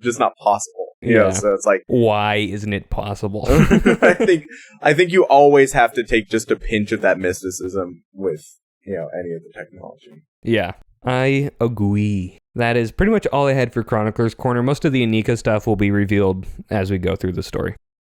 So we move on now to the technical section. So we won't be doing a events section because we're going to do that in the second part of this video. Well, be very clear second when part of this video, second video. It will be very clear when this Inika. one is labeled part 1. Yes. Yeah. Actually, this one may not be labeled part 1, just as a disclaimer. But part we'll 2 see. will be labeled part 3, just to throw y'all off. No, it'll be labeled. We learned that one from Valika, speaking in riddles. Yeah. Yeah. Anyway, so now we move on to technical, Jacob. Okay. You are now entering the set and technical portion of the podcast. This is where we examine the real-world production and set design of the LEGO Bionicle toy line. There's a lot to say, actually, about the Toa Inika. To me, the Toa Inika are a truly new take. They really push the boundaries of what a Bionicle set could and should be. Some of the experimental choices worked well and would really become staples of not just Toa, but Bionicle sets moving forward. And some choices are... They exist. They are there, and they are choices. They chose them. They chose. And we'll talk about those. But, okay, so the first thing is the RRP for these were $10. So this is another... What does RRP stand for? Recommended retail price. Oh, recommended retail price. I was like, what is the other R for? George R.R. Martin? Or you might see MSRP sometimes. Yeah. Okay. So the original price for these was $10. And then, so this is another $1 increase from the Horika.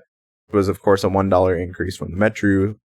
So they're getting expensive. It's been basically a $1 increase for a while here, because I want to say the original motto were $6. So this is another buckaroony. Coolness has a price. Yeah, it's a little steady increase here. We paid $1 for edginess. Now we're paying an additional $1 for cool edgy. Right. And what's interesting is they actually have around the same number of parts as the Horika, but they're a much more substantial build. Mm-hmm. Like if you look at them side to side, you're like, you can see where the money went. Let's just put it that way. My Toa could beat up your Toa. Nowadays, they go for $16 to $18 roughly on the aftermarket. Holly is the most expensive. She's going for like right around $20. That's and interesting. Jala is the least expensive at like 12-ish. Well, that seems so random. Why? I've stopped trying to guess, honestly. It could just be normal supply and demand, It's just having weird bottlenecks. Yeah, it's hard to know. But none of them are outrageously expensive, so if you want to pick these guys up, they're not too bad. Yeah.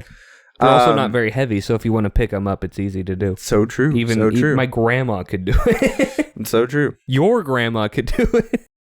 Heck, even Jacob's grandma could do it. We have the same. Anyway, so the Inika are the first Toa team to finally buck the Technic features, which pro or con, you decide.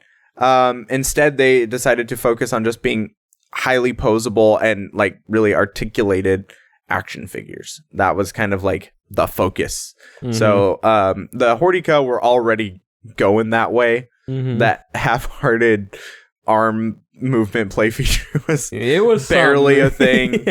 And so I think the thought process was just, okay, if we're gonna make these action figures, let's just make them action.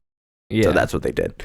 They are also finally after 5 years, say it ain't so, the first Toa team to all feature knees and elbows on all limbs. Wow. They said it couldn't be done, but the R&D department worked overtime. Is that not wild, though? That's crazy. Isn't that not insane? Like, this is the first time, 5 years, and this is the first time that they finally have knees and elbows on all their limbs. Sorry, these, I messed up. These have knees, elbows, and shoulders. That's the difference. Gotcha. Yes. Okay. Sorry. Yes. Articulated shoulders. Articulated shoulders that aren't the twisting one. Wait, so say that all again then. Sorry, they're the first ones to have knees, elbows, shoulders. Knees, elbows, and shoulders. Yes. Wow. Yes. Sorry, my mistake. Moving up in the world. That was my fault. So we had a huge step forward with knees and elbows with the Metru. Yeah. Then we had a minor step back with the Hordika. And now we have another major step full forward. articulation. Yeah. The only like major articulation point that they don't have is waist articulation. Waist articulation? Like being able to twist side to side. Yeah. It's like they don't poop? Like what? Waist W-A-S. You're stupid. I know. I was so confused. Because I was thinking, here's my thought process going into this. I was like, they broke into the Mattel offices and stole like the full articulation plans from Barbie. But then that got me thinking about like those baby dolls that you feed or whatever and they actually poop. So when you said waist articulation, I thought you were using the Saletu and reading my mind. That is an insane train of thought.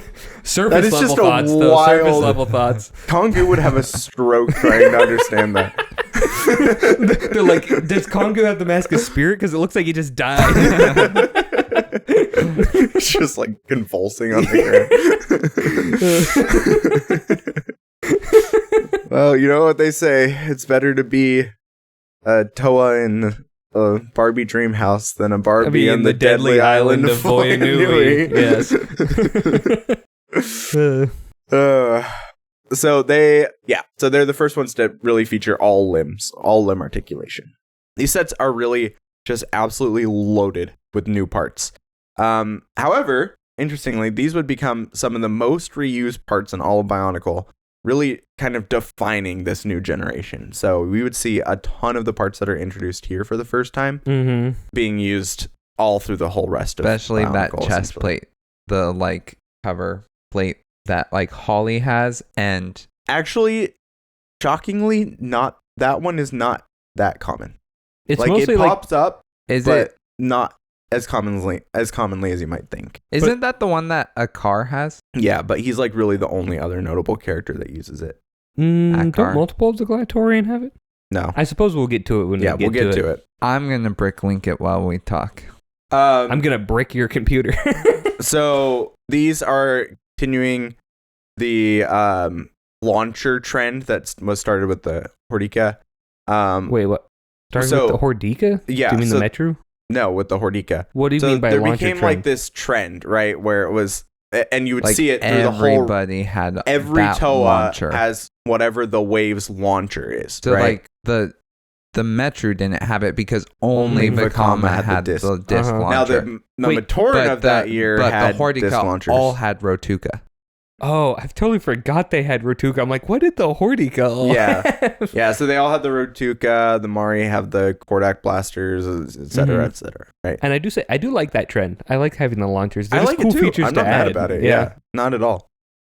So they would continue that. And all the Toa had a Zammer sphere, quote unquote, launcher with one of 3 colors of Zammer sphere. The Toa launchers included an extra little holder or magazine sort of on the top. So in total, they could hold 4 Zammer spheres, 1 in the launcher and then 3 in the holder. Yeah, in the stack. So turns out it came on Gelu, Akar, Gresh, and Kopaka Mystica. Okay, so I guess a lot of the Glatorian. Fantoka. I thought it came on Gelu. I guess a lot of the Glatorian Glatorian used So it. you're just lying to us. Lying through your I'm just saying teeth. it wasn't as common as some other pieces, but yeah, fair enough. I forgot it came on so many. Not as common as orange neon Crata. Yeah. Anyway, note about the Zammer spheres. They're like the best launcher in my opinion. Like they work perfectly. I think the only one, honestly, no. I think they're the best launcher. I mean, you could argue that the Midax Sky Blasters are a little more consistent. You could also argue discs as just being cooler. But the big one up that the Zammer spheres have over every other one is that you can just keep stacking those magazines and making it's so insane. Cool. And they're so satisfying to shoot that ka-thunk, ka-thunk, ka-thunk. It's pure heaven. I think we probably made like a, I don't know what, 30, 40. Oh yeah, we made a really tall one. Yeah, it's insane. Honestly, it got kind of boring near the end. He's like, ka-chung, ka-chung, ka-chung, ka-chung, when's it gonna end? And your thumb's getting all tired. So good. Totally worth it though. So each Toa also had a unique light up weapon that used a very small battery, and it would flash blue, green, or red depending on the Toa. And what's to say ish yellow? It was like reddish yellow. Oh, it's like red. somewhere in there. Yeah. They would like light up in like a specific pattern, sort of. But it was the same for all of the weapons. I never found these particularly interesting. They're really gimmicky, and honestly, like they don't look that cool either. I think if they just toggled, they'd be better. I think if it was just on or off, better. Yeah, because that could open up some cool like photo opportunities or whatever. Yeah. But instead it's just like, okay, kind of flashes. It's like, ooh, McDonald's toy. Yeah. You know, Bionicle never is associated with McDonald's toys. Yeah.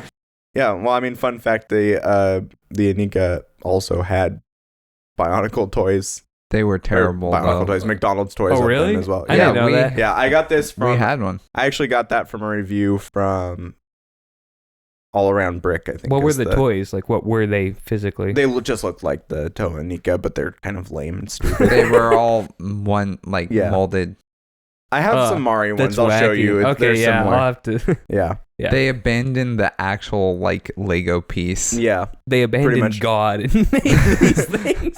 I think honestly, McDonald's abandoned God a long time ago. So yeah. All of the Toa feature a very similar sort of upright construction.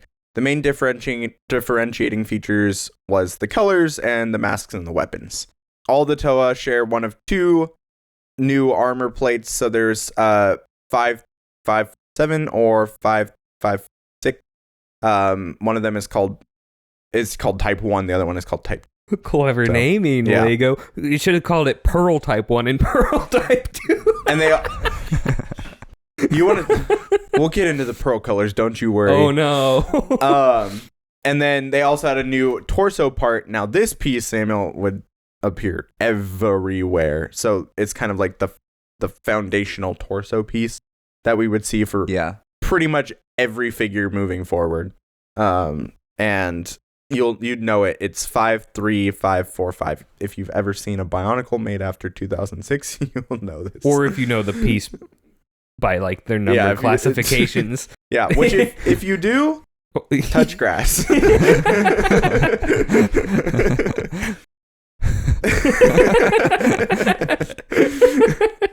Additionally, and then when you're done with that grass, give it to Hookie. Give it to Hookie so he can kill someone with it. Bust some chains with Sorry, So, continue. Yeah, go on. Each Toa came with a new dual molded or sort of marbled head part. This is part number 53558. And these were kind of dual molded in lime green and white. And this would allow the eyes to peek out. And sometimes there was like a mouth hole in some of the masks that would peek out. So the white, sort of the teeth area, and then like the yellow green of the eyes. Yeah, it was always the white was always on the lower part of the head, and the green was and I on have the never upper. been a fan of these pieces. They're just They're kind of hard to use. And They they're feel kind of weird. clunky. They don't fit with any other masks at all, and they don't look that cool. No, There's no upsides to them. So the juice is not worth the squeeze on these. Yeah, to me. I think this is really interesting because we were talking about how the Inika can put on regular Kanohi, and it's like, But set wise, no, yeah, they but can't. exactly. And I'm like, what was the reasoning behind that? Like, why did they feel like, I get the organic mask, they wanted to do something that looks different, but it's like you could have just made like form-fitting masks and it would have felt more organic, kind of like how the Krana fit Krana fit perfectly over the head. Well, and you it even feels see very that organic because of that. It's like you could have just done that with the existing head. You even see that with the It's Piraka. weird. Like they also use a rubber mask piece, but it's much more usable. Yeah. So Yeah, I don't know. And it'd be even if they just use like the Metru headpiece again, you could still have a wraparound type mask, making the mask itself weird, but still having like That's what the I'm actual saying. yeah. Make the mask. I was just saying it'd be so easy because since it's like fairly short and not tall or whatever. Yeah, and the piece doesn't even work well as like a head just on its own. Yeah, and so it's like I am also not a huge fan of these. It baffles me. But they did go through the extra effort of like dual molding these for some reason. Yeah. So whatever. They felt like it, bro. And it's funny because it only applies to 2 of the masks anyway. The other 4 masks have their face, the bottom part of their face, covered. So it's like it doesn't even matter. Yeah, it's just weird. So rather than having a standard attachment point on the front of the face, either that older stud style that you see in the Mata and the Nuva, or the newer axle connection, these new rubber masks function sort of more as helmets. So they would kind of slot over the headpiece and snugly fit on top of it. But they didn't actually have any traditional attachment points on the front. The only attachment point was 2 axle holes on the bottom. Yeah. That was it. One thing that would really define this era of Toa is transparency and marbling. So these are 2 things that we would see throughout this. Those 2 things were just used very liberally. And then the other one actually is pearl colors. Oh no. Yeah, we'll see the pearl colors popping up a lot. Now, thankfully, hallelujah, they stick to 3 pearl colors. Okay. They use through all of them. Okay. None of this pearl white nonsense or pearl green. Yeah. Pearl dark white color, pearl green. Yeah. Anyway, so one other thing too is the Toa of this wave are interesting because they use mostly the same parts, but they're kind of like a mix and match, right? So there's 2 different feet parts, there's 2 different torso armor parts, and they either use the Metru arm pieces or they use the Vaki lower leg pieces. So they're like that chunkier kind of piece. And they're all kind of just mix and matched with using those parts. So I will mention the torso part and the leg part, or the foot part, as we go through. Got it. And their lower legs were a new piece. So you always know it's going to be a good set when you have to get a prep talk going in. It's like, okay, guys, don't be scared. This is what you're looking at. Well, it's crazy. I mean, there's just so many new pieces that came with these. It's actually wild. Like, I think, like, aside from the Mata and maybe even the Nuva, these might have the most new pieces because they're just chock full of new pieces. It's crazy. Yeah. They went hard on these. New piece. Anyway, I got all right. So starting off with Jala, set number 8727. His color scheme was dark red, transparent orange, and pearl gold. First pearl color, Thomas. Woo! And actually the only time that pearl gold would appear with the Toa. Huh. transparent orange was actually sparingly used previously, notably the glowing eyes inside the Markjuly heads. But it would be used really liberally here with 5 of those I call them the hand parts, but they're the, single connector piece. Yeah, heckin' cool parts. Those would appear 5 times in Jala set. However, though these parts may look similar to the original neon orange parts used with the Markjuly. Is this pearl neon orange? No. They're actually a new transparent orange color, which was relatively new at the time. It was originally released in 2003, and it would coexist with its increasingly less popular trans neon orange cousin until that color was eventually retired in 2023. RIP trans neon orange. Gone too soon, if you ask me. So both the hand parts in transparent orange and the new longer double socket connector, which is part number 50898, and there were 4 of those, would be used really liberally in the set. So you'd get a lot of transparent colors in this one. I don't know why they chose to make these transparent orange. There must have been some molding manufacturing reason, maybe. But they already had the trans neon orange part, so I don't know why they did this. But trans orange was really taking over trans neon orange at the time. And in fact, there was a whole period of time where trans neon orange was not in use and trans orange was. And they brought trans neon orange back for Nexo Nights. And then they retired. Which is really tragic, but that's okay. Did look cool in Nexo Nights, though. It did.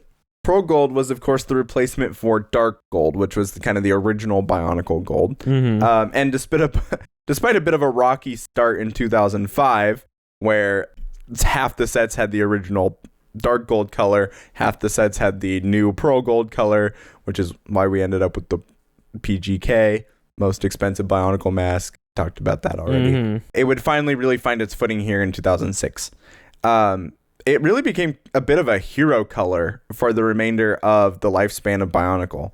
Jala uses the color sparingly, but to great effect. So he has gold torso armor and then a gold Xamasphere launcher. Yeah.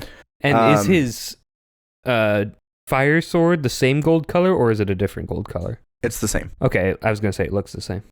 Yeah. That's because my eyes are functioning correctly, right? Correct. Excellent. This isn't some weird pearl gold, right? Right. Okay. So the gold torso armor and gold Xamasphere launcher were actually exclusive to Jala. Fun fact. Jala also uses the new clawed foot type. So there's like a rounded foot type and a clawed foot type.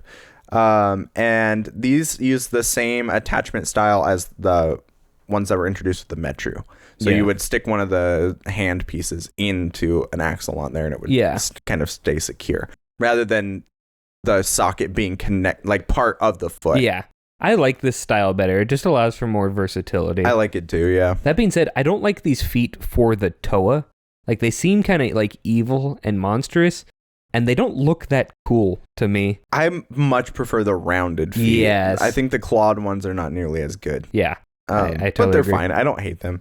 It's interesting that they chose to go with the bigger, chunkier feet. Yeah. I think I actually prefer that most of the time. I think since they were going more action figure like, they may have wanted just for the stability. Yeah. But I think there was also definitely a trend in like the 2005 to like 2007 very specific era where like big feet were 100% a thing. Big feet are part of the big pant aesthetic, which was rampant at the time. Big feet, big pants was like 100% a thing. And so I think it also kind of played into that. Yeah. They also had a new shoulder armor piece, which was cool because it allowed for full articulation of the shoulders, essentially.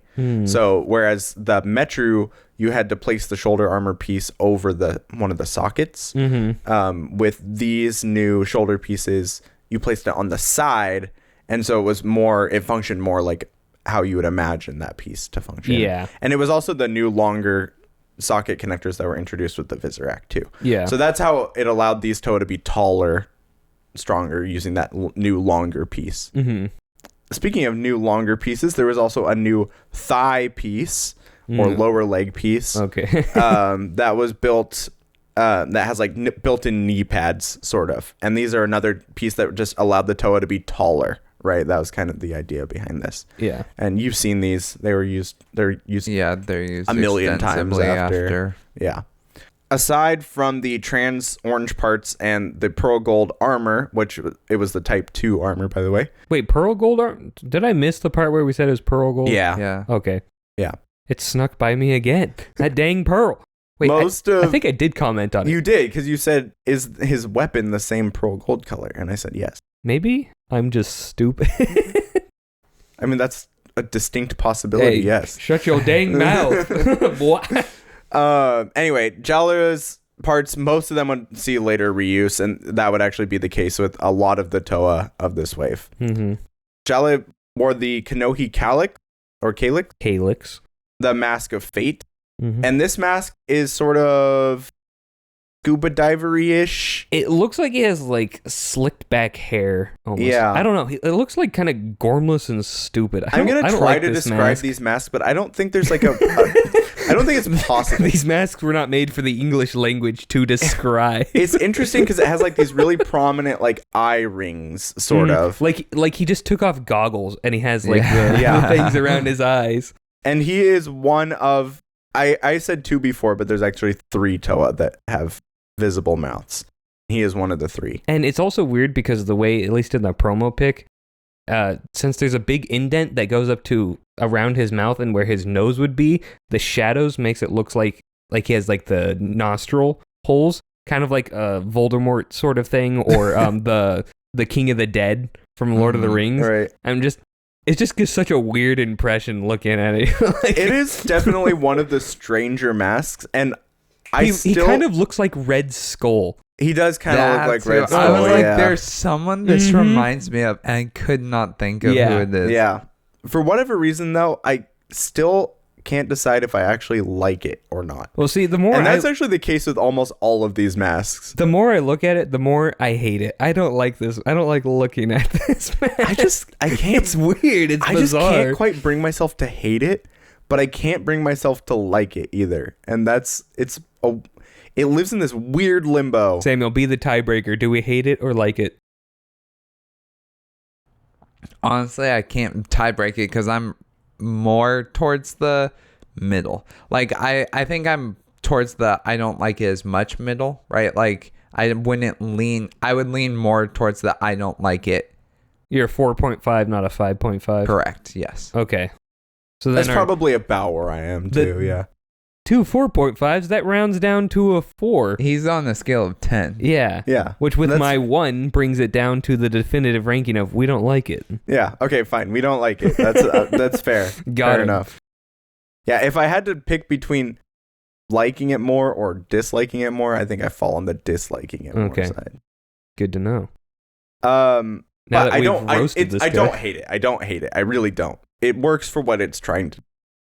What is it trying to do? It's trying to be different, and it succeeds I at will that. say it definitely succeeds. It certainly succeeds at that. All right. So, sorry, I lost my place 1 second. Weapon was pearl gold lightning sword that glowed green. And with the like Zamersphere and the weapon thing, I do like green as the color. Like it really contrasts well and it pops without clashing. I genuinely think all of the accent colors work really well with these Toa. Like they picked the perfect accent colors for all of them. Yeah. And so it's kind of cool that they stuck to 3 accent colors. So 2 Toa get 1 of the accent colors, which is really neat. So I like that. Yeah. It gives some sense of cohesion. Whoever the color design artists were for like mixing all these colors, and like good heckin' job. Well, and it's weird too because there's essentially no consistency to how they pick the colors, because some of them are like Nuparu is basically all black or mostly black, right? He doesn't have like a distinct accent color, whereas Huki has a super distinct accent color. Yeah. And there's also no consistency in like which parts are the ones that receive the accent color. Yeah. And which ones are the ones that have the primary color. It's just really interesting, but it works together somehow. Yeah. They did a good job. The designer's like, we're making new guys. They're like, do whatever the heck you want. Right. Like, any specifications? No. Speaking of people with weird accent colors, next up we have Toa Holly, which is set number 8728. Her color scheme was dark blue, white, and pearl dark gray, which is fascinating, but really cool color combination. I think hers, this is probably a hot take, but I think hers is my favorite color combination. I just really I think that white and dark blue works really well, and we haven't really seen that before. Maybe does the blue Visorak, which is escaping my name, Bogarak? No, that's the How do you remember Bogarak? Bogarak. It is Bogarak. Okay. Bogarak. Is Bogarak white? Boder. Did it have a white? No, it was just light blue. It was just light blue. I don't think we've ever seen white with blue.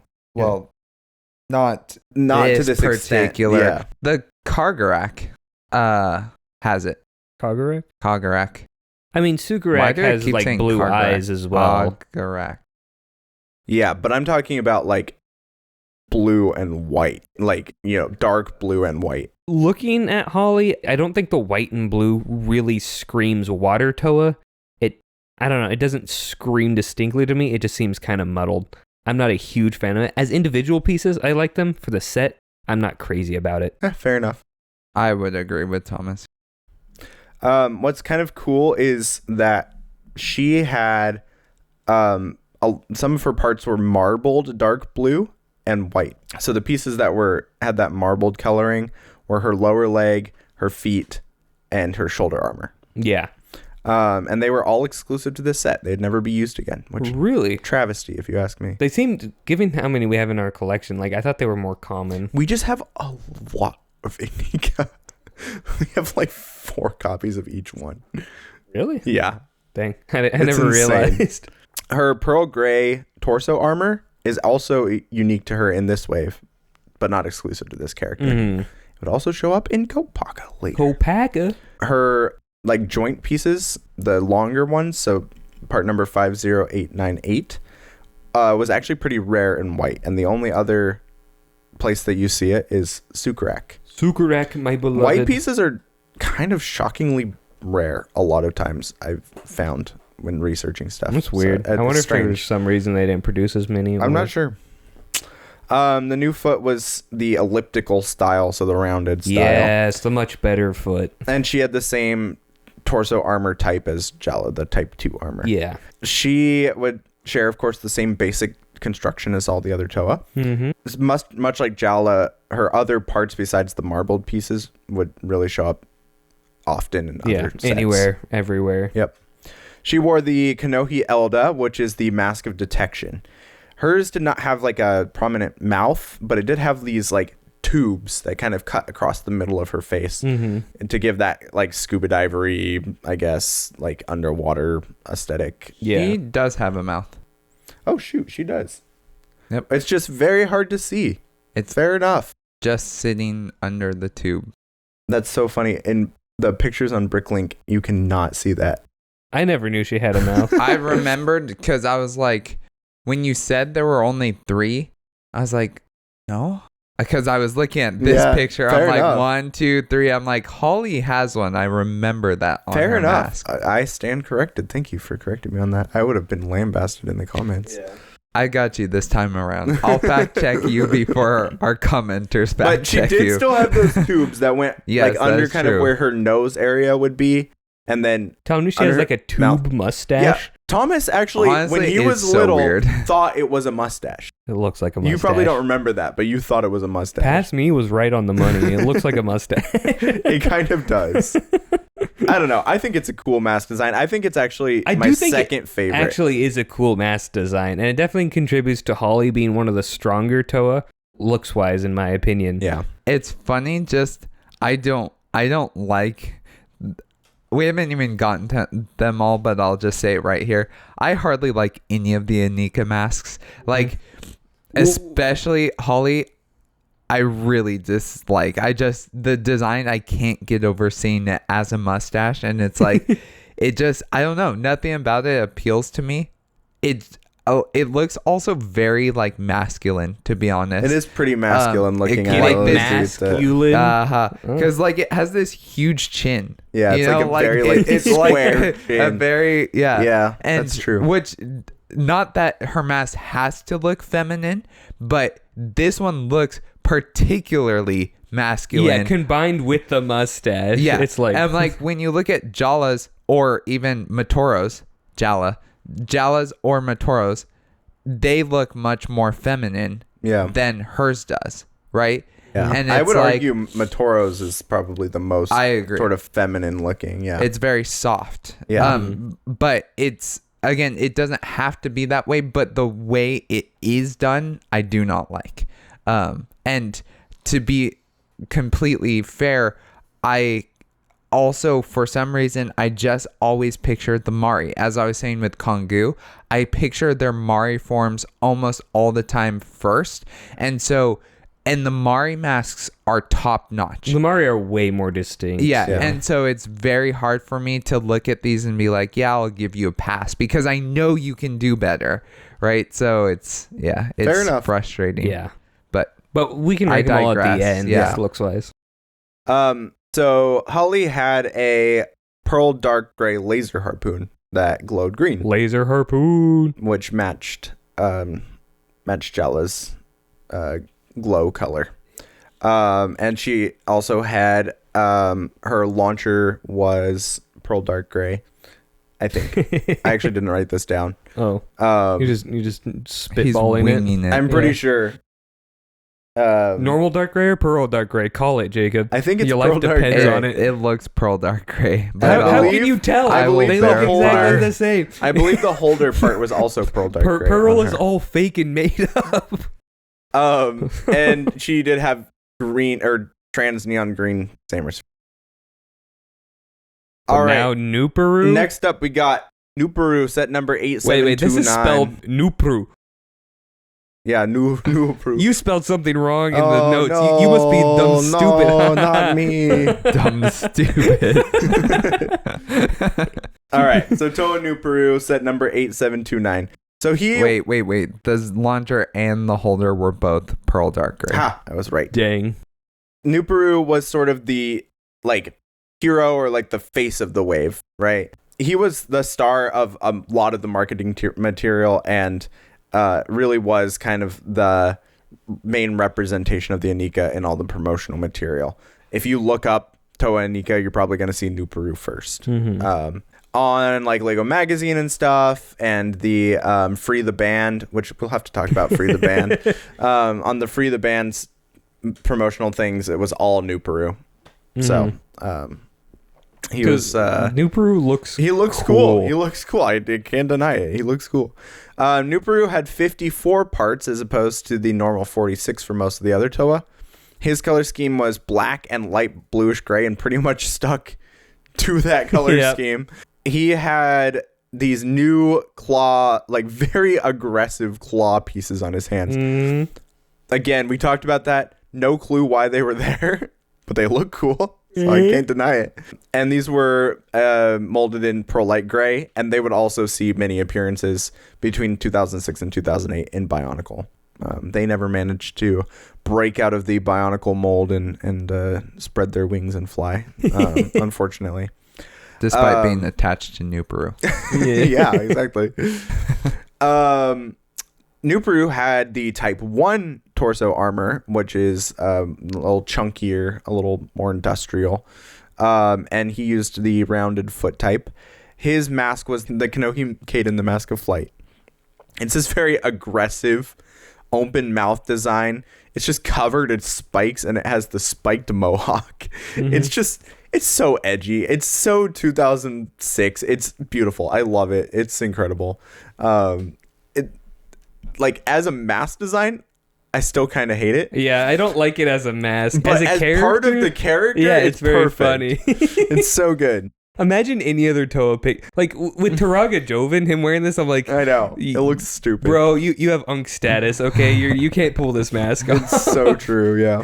Plus, he would not be wearing that version of the mask anyway, but that's how he's always depicted, and it annoys me so much. It's just like, okay. It drives me insane. Throws me up the wall. Yeah, so it's just so over the top and edgy, but it's so good. Mm-hmm. He had a laser drill weapon that glowed red, or it's unclear. It looks red in some materials, it looks yellow in other ones, and it looks orange in real life, in my opinion. So it's hard to exactly say what color it's supposed to be, but it's like reddish orange. I'm gonna say reddish orange from now on. Orange. And his weapon was actually not a pearl color. It was just regular dark bluish gray. No, that's beautiful. Yep. And it's the only one, so don't get used to it. Oh no. He had trans orange Zamospheres, which is that same trans orange color we were talking about. Weird with the Zamospheres though, because it's very opaque as opposed to being translucent like the other ones. It's the Zamospheres for Nuperu and Huki are super confusing because in the promotional materials they look red, but in real life they are orange. Yeah, like very much they are orange. So I wonder if at some point they switch the colors, because like every promotional image you look at looks red, like very clearly and distinctly red. So it's super interesting.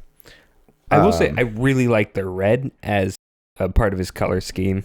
But he doesn't have red as part of his color scheme. And that's why it's wild. That's why I'm saying I would have liked it to have been because the orange red, is fine, actually. but I think the red would have just popped. Yeah. Because like on the promo images, it's like the red, well, it feels good. Yeah. So it's a strange choice.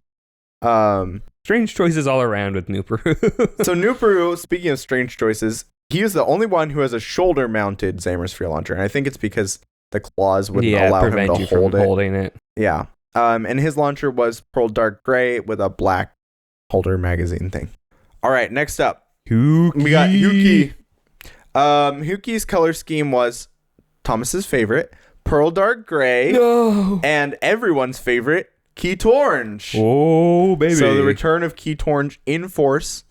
All of the pearl dark gray parts on Huki were actually exclusive, except for the Zamosphere launcher, to this set.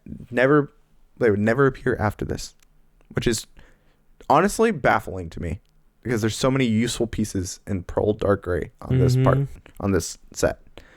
Huki had the most parts at 64 because of his chain that is made up of individual Each one's an links. individual piece. Yep. This is a pearl dark gray, and it connects from pearl his light gray. Pearl light gray. Bro, this part did come in pearl dark gray later, but right now it's pearl light gray, and it connects from his axe to his back. Why? Yeah, I'm like, what practical purpose does that have? Like, there's even his weapon has a little spot on it to where you can connect the chain. I have no clue why they did this. It doesn't make any sense, but it looks really cool, so I can't argue with it. It does look pretty cool. Yeah. It's just, and I do like the chain piece itself. Like it's super fun to use. The chain piece is new actually this year, so it was probably created for this theme. Totally worth it. And it's cool because unlike the existing Lego chain pieces, this had links that you could take apart. So you could make a chain as long or as short as you wanted. And they could be easily connected and separated, and they hold together really well. Like, it's a really well designed part. Yeah. And they don't break easily, which is something that I feel like I would think that they might. Yeah. But they don't. They would appear in sets until 2016, and sadly haven't been seen since then. So they are also an exclusive part to just Construction figures, which again, a shame.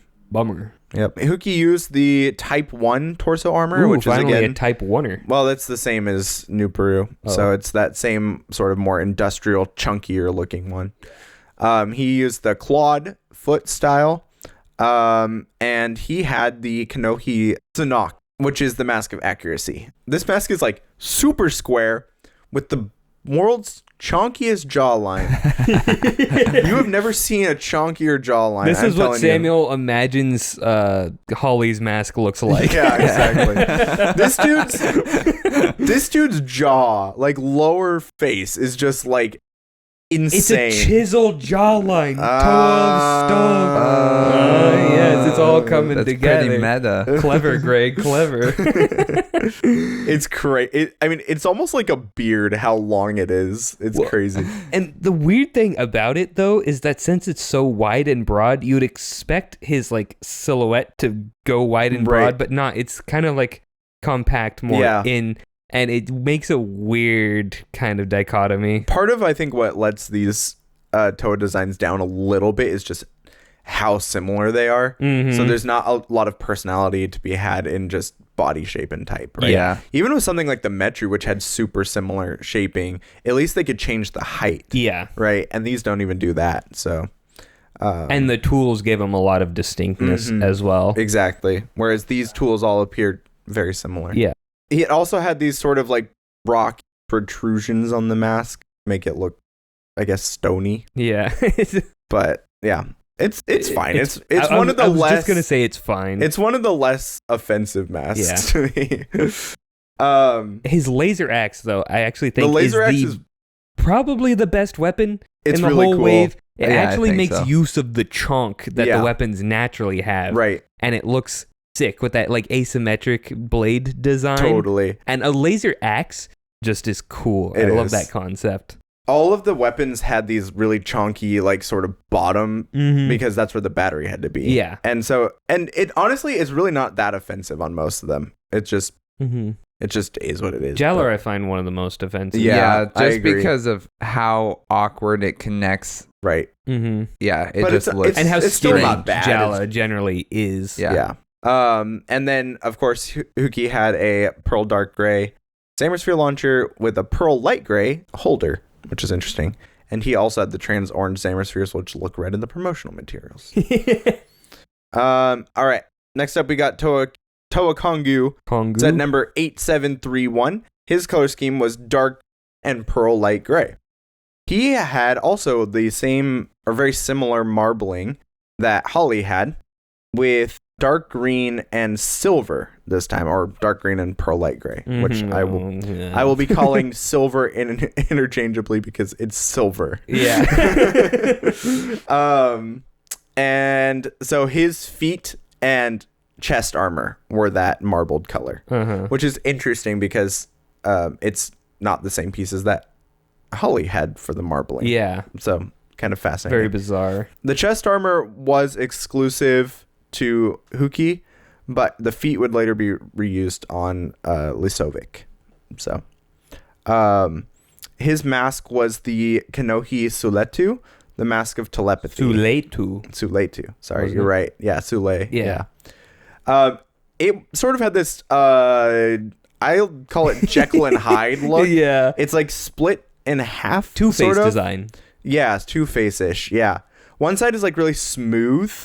Not like super smooth, but definitely smooth. And the other side had like these sort of like dragon scale style bumps on it. It's an interesting choice that I don't hate. I used to hate its guts. I used to think this was the worst mask of the wave. However, I have changed my mind. I agree. I actually think it is one of the best masks of the wave. I'm actually also right there with you. I cannot tell you why, though.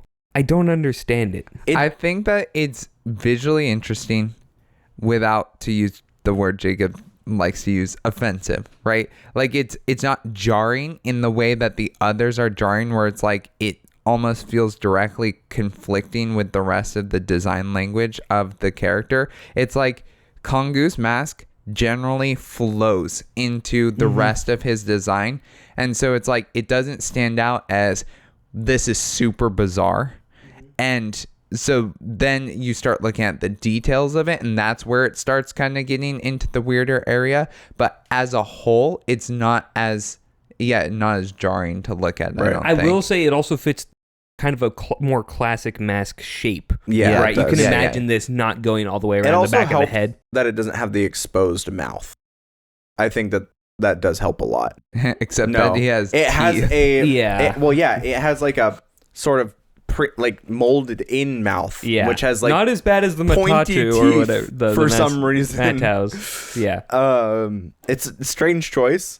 One thing I also like is it does make good use of the Inika head, because since the eyes are two different shapes, it still fills in the entire thing, allowing him to have a different expression and a very unique expression for Bionicle masks, right? The only thing that kind of quizzical looking almost. The only thing I don't like about it is why is it Jekyll and Hyde? Jekyll and Hyde. It doesn't make any sense. It doesn't fit with Kongu's character at all. No. It's just strange. That's the part that's always confounded me. Like, I don't understand this in the slightest. Like, as a design, I don't hate it. For Kongu, it doesn't make any sense. Yeah, I agree. Like, throw this on Karzani and now we're talking. Yeah, exactly. Actually, I think a lot of people do use this mask for Karzani. Yeah. Throw this on Vezon. Yeah, exactly. Yeah. Anyway, his weapon was the laser crossbow that we talked about earlier. Probably the second best weapon, I think. It's pretty cool. Because again, since it's so far spread out, it kind of makes a bit more use of the chonk. I also like how it could be held upright, or it had an axle on the bottom and on the side, so you could hold it kind of shooting out. That's so cool. It could be either way. Yeah, I like that. It had a glowing blue theme to it. He had a pearl gray launcher and pearl gray holder with transparent medium blue Zammer spheres. Transmedium blue is another interesting one because this was a color. It was retired in 2018, and it was always used for sort of weird, like, one-off parts. It was originally released actually as the Matoran and Toa eye stock color from 2001. So that's what it was. That was its original purpose. And it was used in like a lot of sets, like 93 sets or something like that. I like this color. It's a fine color. It doesn't do anything better than transparent light blue or transparent dark blue does. I will say, I do like the complementary color with Kongu specifically, though. Yeah, it works really well. The blue with the green is not a color scheme that you typically see, but it something about it really works. Yeah. Yeah, all of the complementary colors are excellent. But now we get to Matoro. All right, last up, Toa Matoro. Set number 8732. Wait, Jacob, how did you decide the order of which Toa you talked about? They were on Bricklink. Okay. Okay. See how it is. So when I use Biosector, it's a crime. When you use Bricklink, suddenly it's entirely culturally acceptable. Well, Thomas, this is also actually the order that the sets go in. So the set numbers go in. So that makes sense. It starts with... There's some logical order. Yeah, it starts with set number 8727 and then goes 28, 29, 30, 31. Uh-huh. And 32. So, speaking of 32... You think numerical order is a good way to categorize things? What are you, stupid? Yes, and all of human history agrees with me, so sometimes we're all we use stupid together. Alphabetical order, Jacob. Which you didn't even do. I didn't say I did. Thomas is like, my ordering system is called Vibes. Literally. And Biosector. Vibosector. I knew you were going to say that. Yeah, you didn't say it first.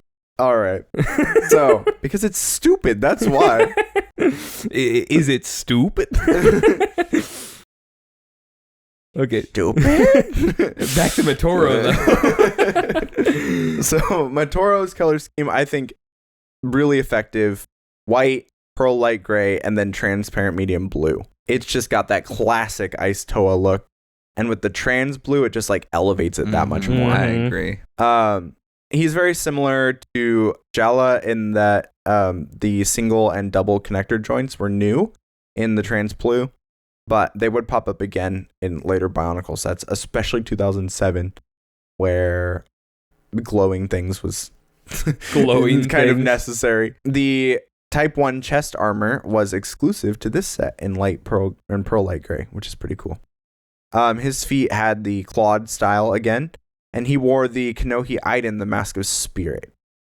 His prominent feature was where his mouth would normally be. He had these sort of like gas-looking things, is the best way I can describe it. And the rest of his mask is very smooth and, like we said, sort of feminine looking, and it almost looks like he has like a translator, like something over his mouth. Yeah. Like, it kind of looks like he has like a voice translator. Yeah. The Techno Union.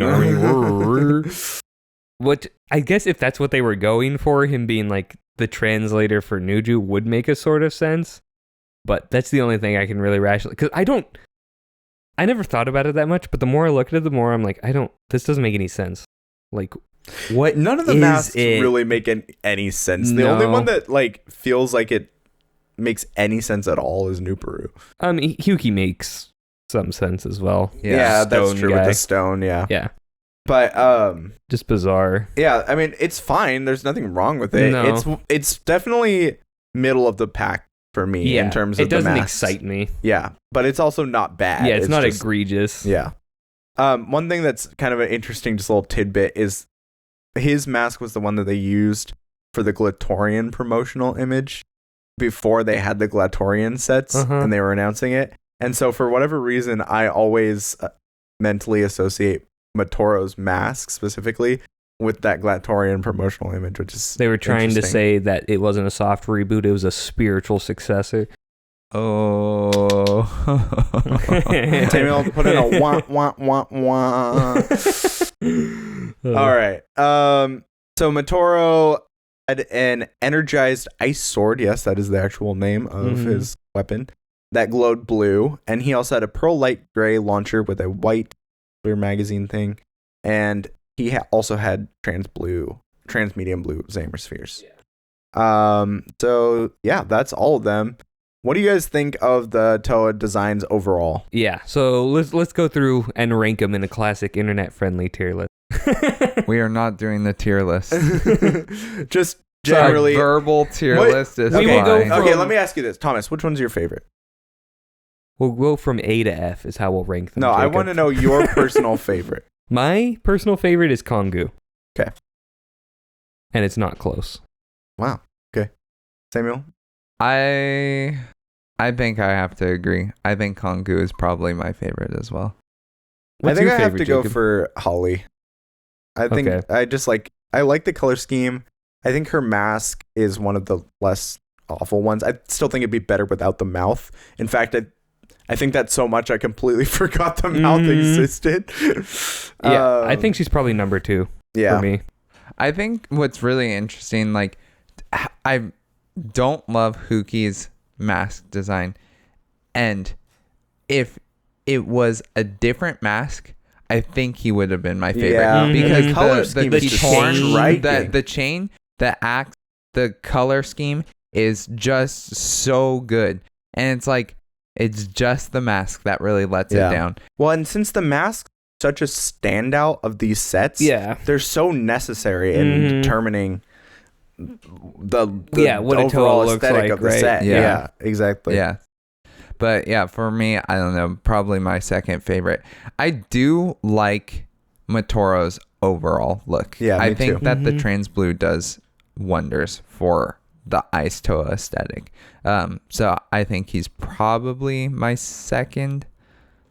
I feel like I would like both Nuperu and Huki more if they actually had red as their accent instead of orange. Yeah, I agree. And Jala I also like. I actually do like Jala. Really? He just doesn't stand out to me. Okay, so everyone give your individual rankings. So can I just say something really quickly? Yeah. Like, talking about the accent colors, I think it's weird because Nuperu, yes, would have looked way better with a red accent. I think what's very strange is who they what colors they chose to give for the Zamer spheres. So, like, in my opinion, Huki should have had blue Zamer spheres. Because, and you kind of see that because his axe glows blue, right? Or was it red? It's red. Oh, it is? Okay, then I take that back. Reddish orange. So I think that the blue would have contrasted very well with the orange. I think that it's very weird to give Matoro the blue when his whole color scheme is blue, white, and silver. Right, I agree. Where it's like, I would have given him probably green. Or that's what I was gonna say because he just doesn't seem as diverse as a lot of the others. You could totally give Jala blue. So and that might and help I was him gonna say stand Jala, out. I probably would have given blue. Kongu, even though the blue works for him, I would have given him orange. And so it's like, I think that this is where it's really interesting who they chose to give what to, because I don't feel like it fits in most cases. They're just throwing the darts again. Yeah. And so, but it's just frustrating because it could have elevated the designs even further if there was a little bit more of an intentional choice, or maybe there was an intentional choice, but I don't know what the reasoning was. My hot take is that none of the choices are actually like actively bad. They just could have been better rearranged. Yeah, I don't think any of them detract. No, I agree. I'm not saying they do. I'm just saying that they could have been just that bit more. Okay, Samuel, so give us your personal ranking. Okay. So my personal ranking, Kongu 1, Matoro 2. I think probably Nuperu. Nuperu is pretty good for 3. Huki, Jala. I think Holly is my least favorite. Dang. Okay, Thomas, let's For hear me, yours. I go Kongu, Holly, Nuperu, Huki, Matoro, Jala. Although there's a large gap between Matoro and Jala.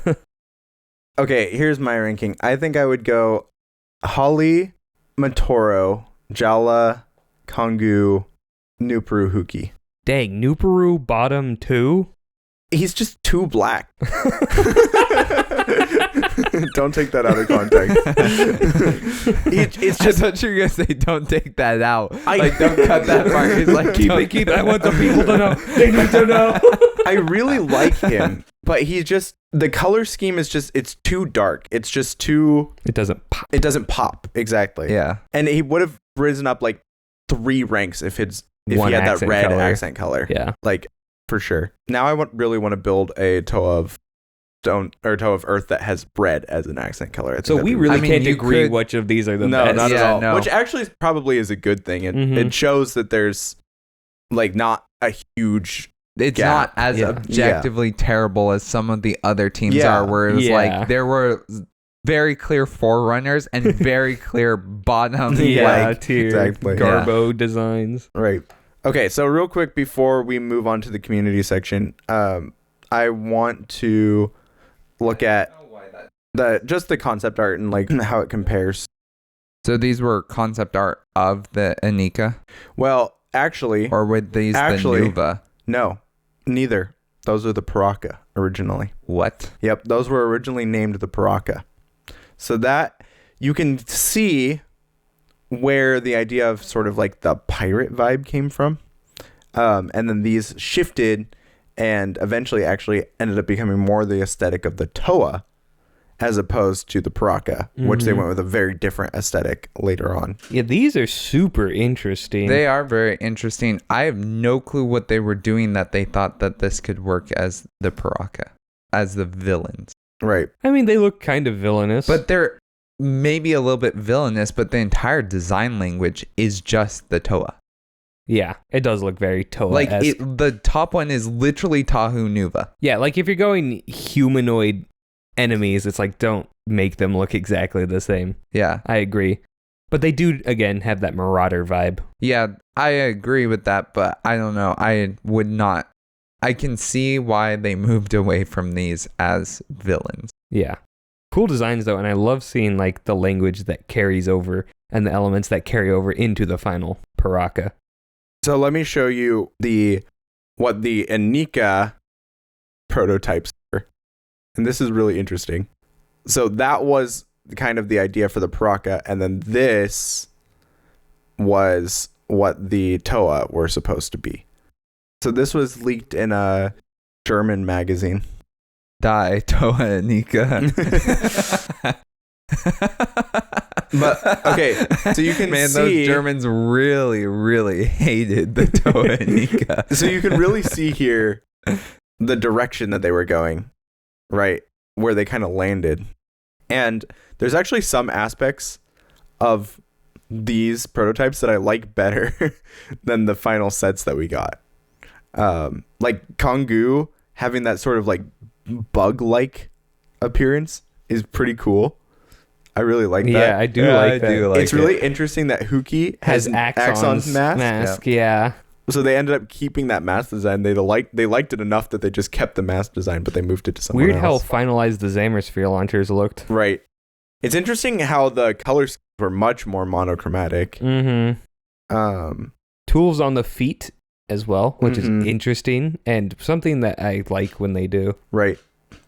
And holy moly, Jala's mask is horrific. All the masks are just so elaborate. Yeah. Like they have like just crazy add-ons and stuff. Right? The tubes on Holly's face it's awful. absolutely bonkers. Yeah. Okay, Thomas, you think that the one that we ended up with was bad? No, Samuel thought it was bad. I thought it just looked like a mustache.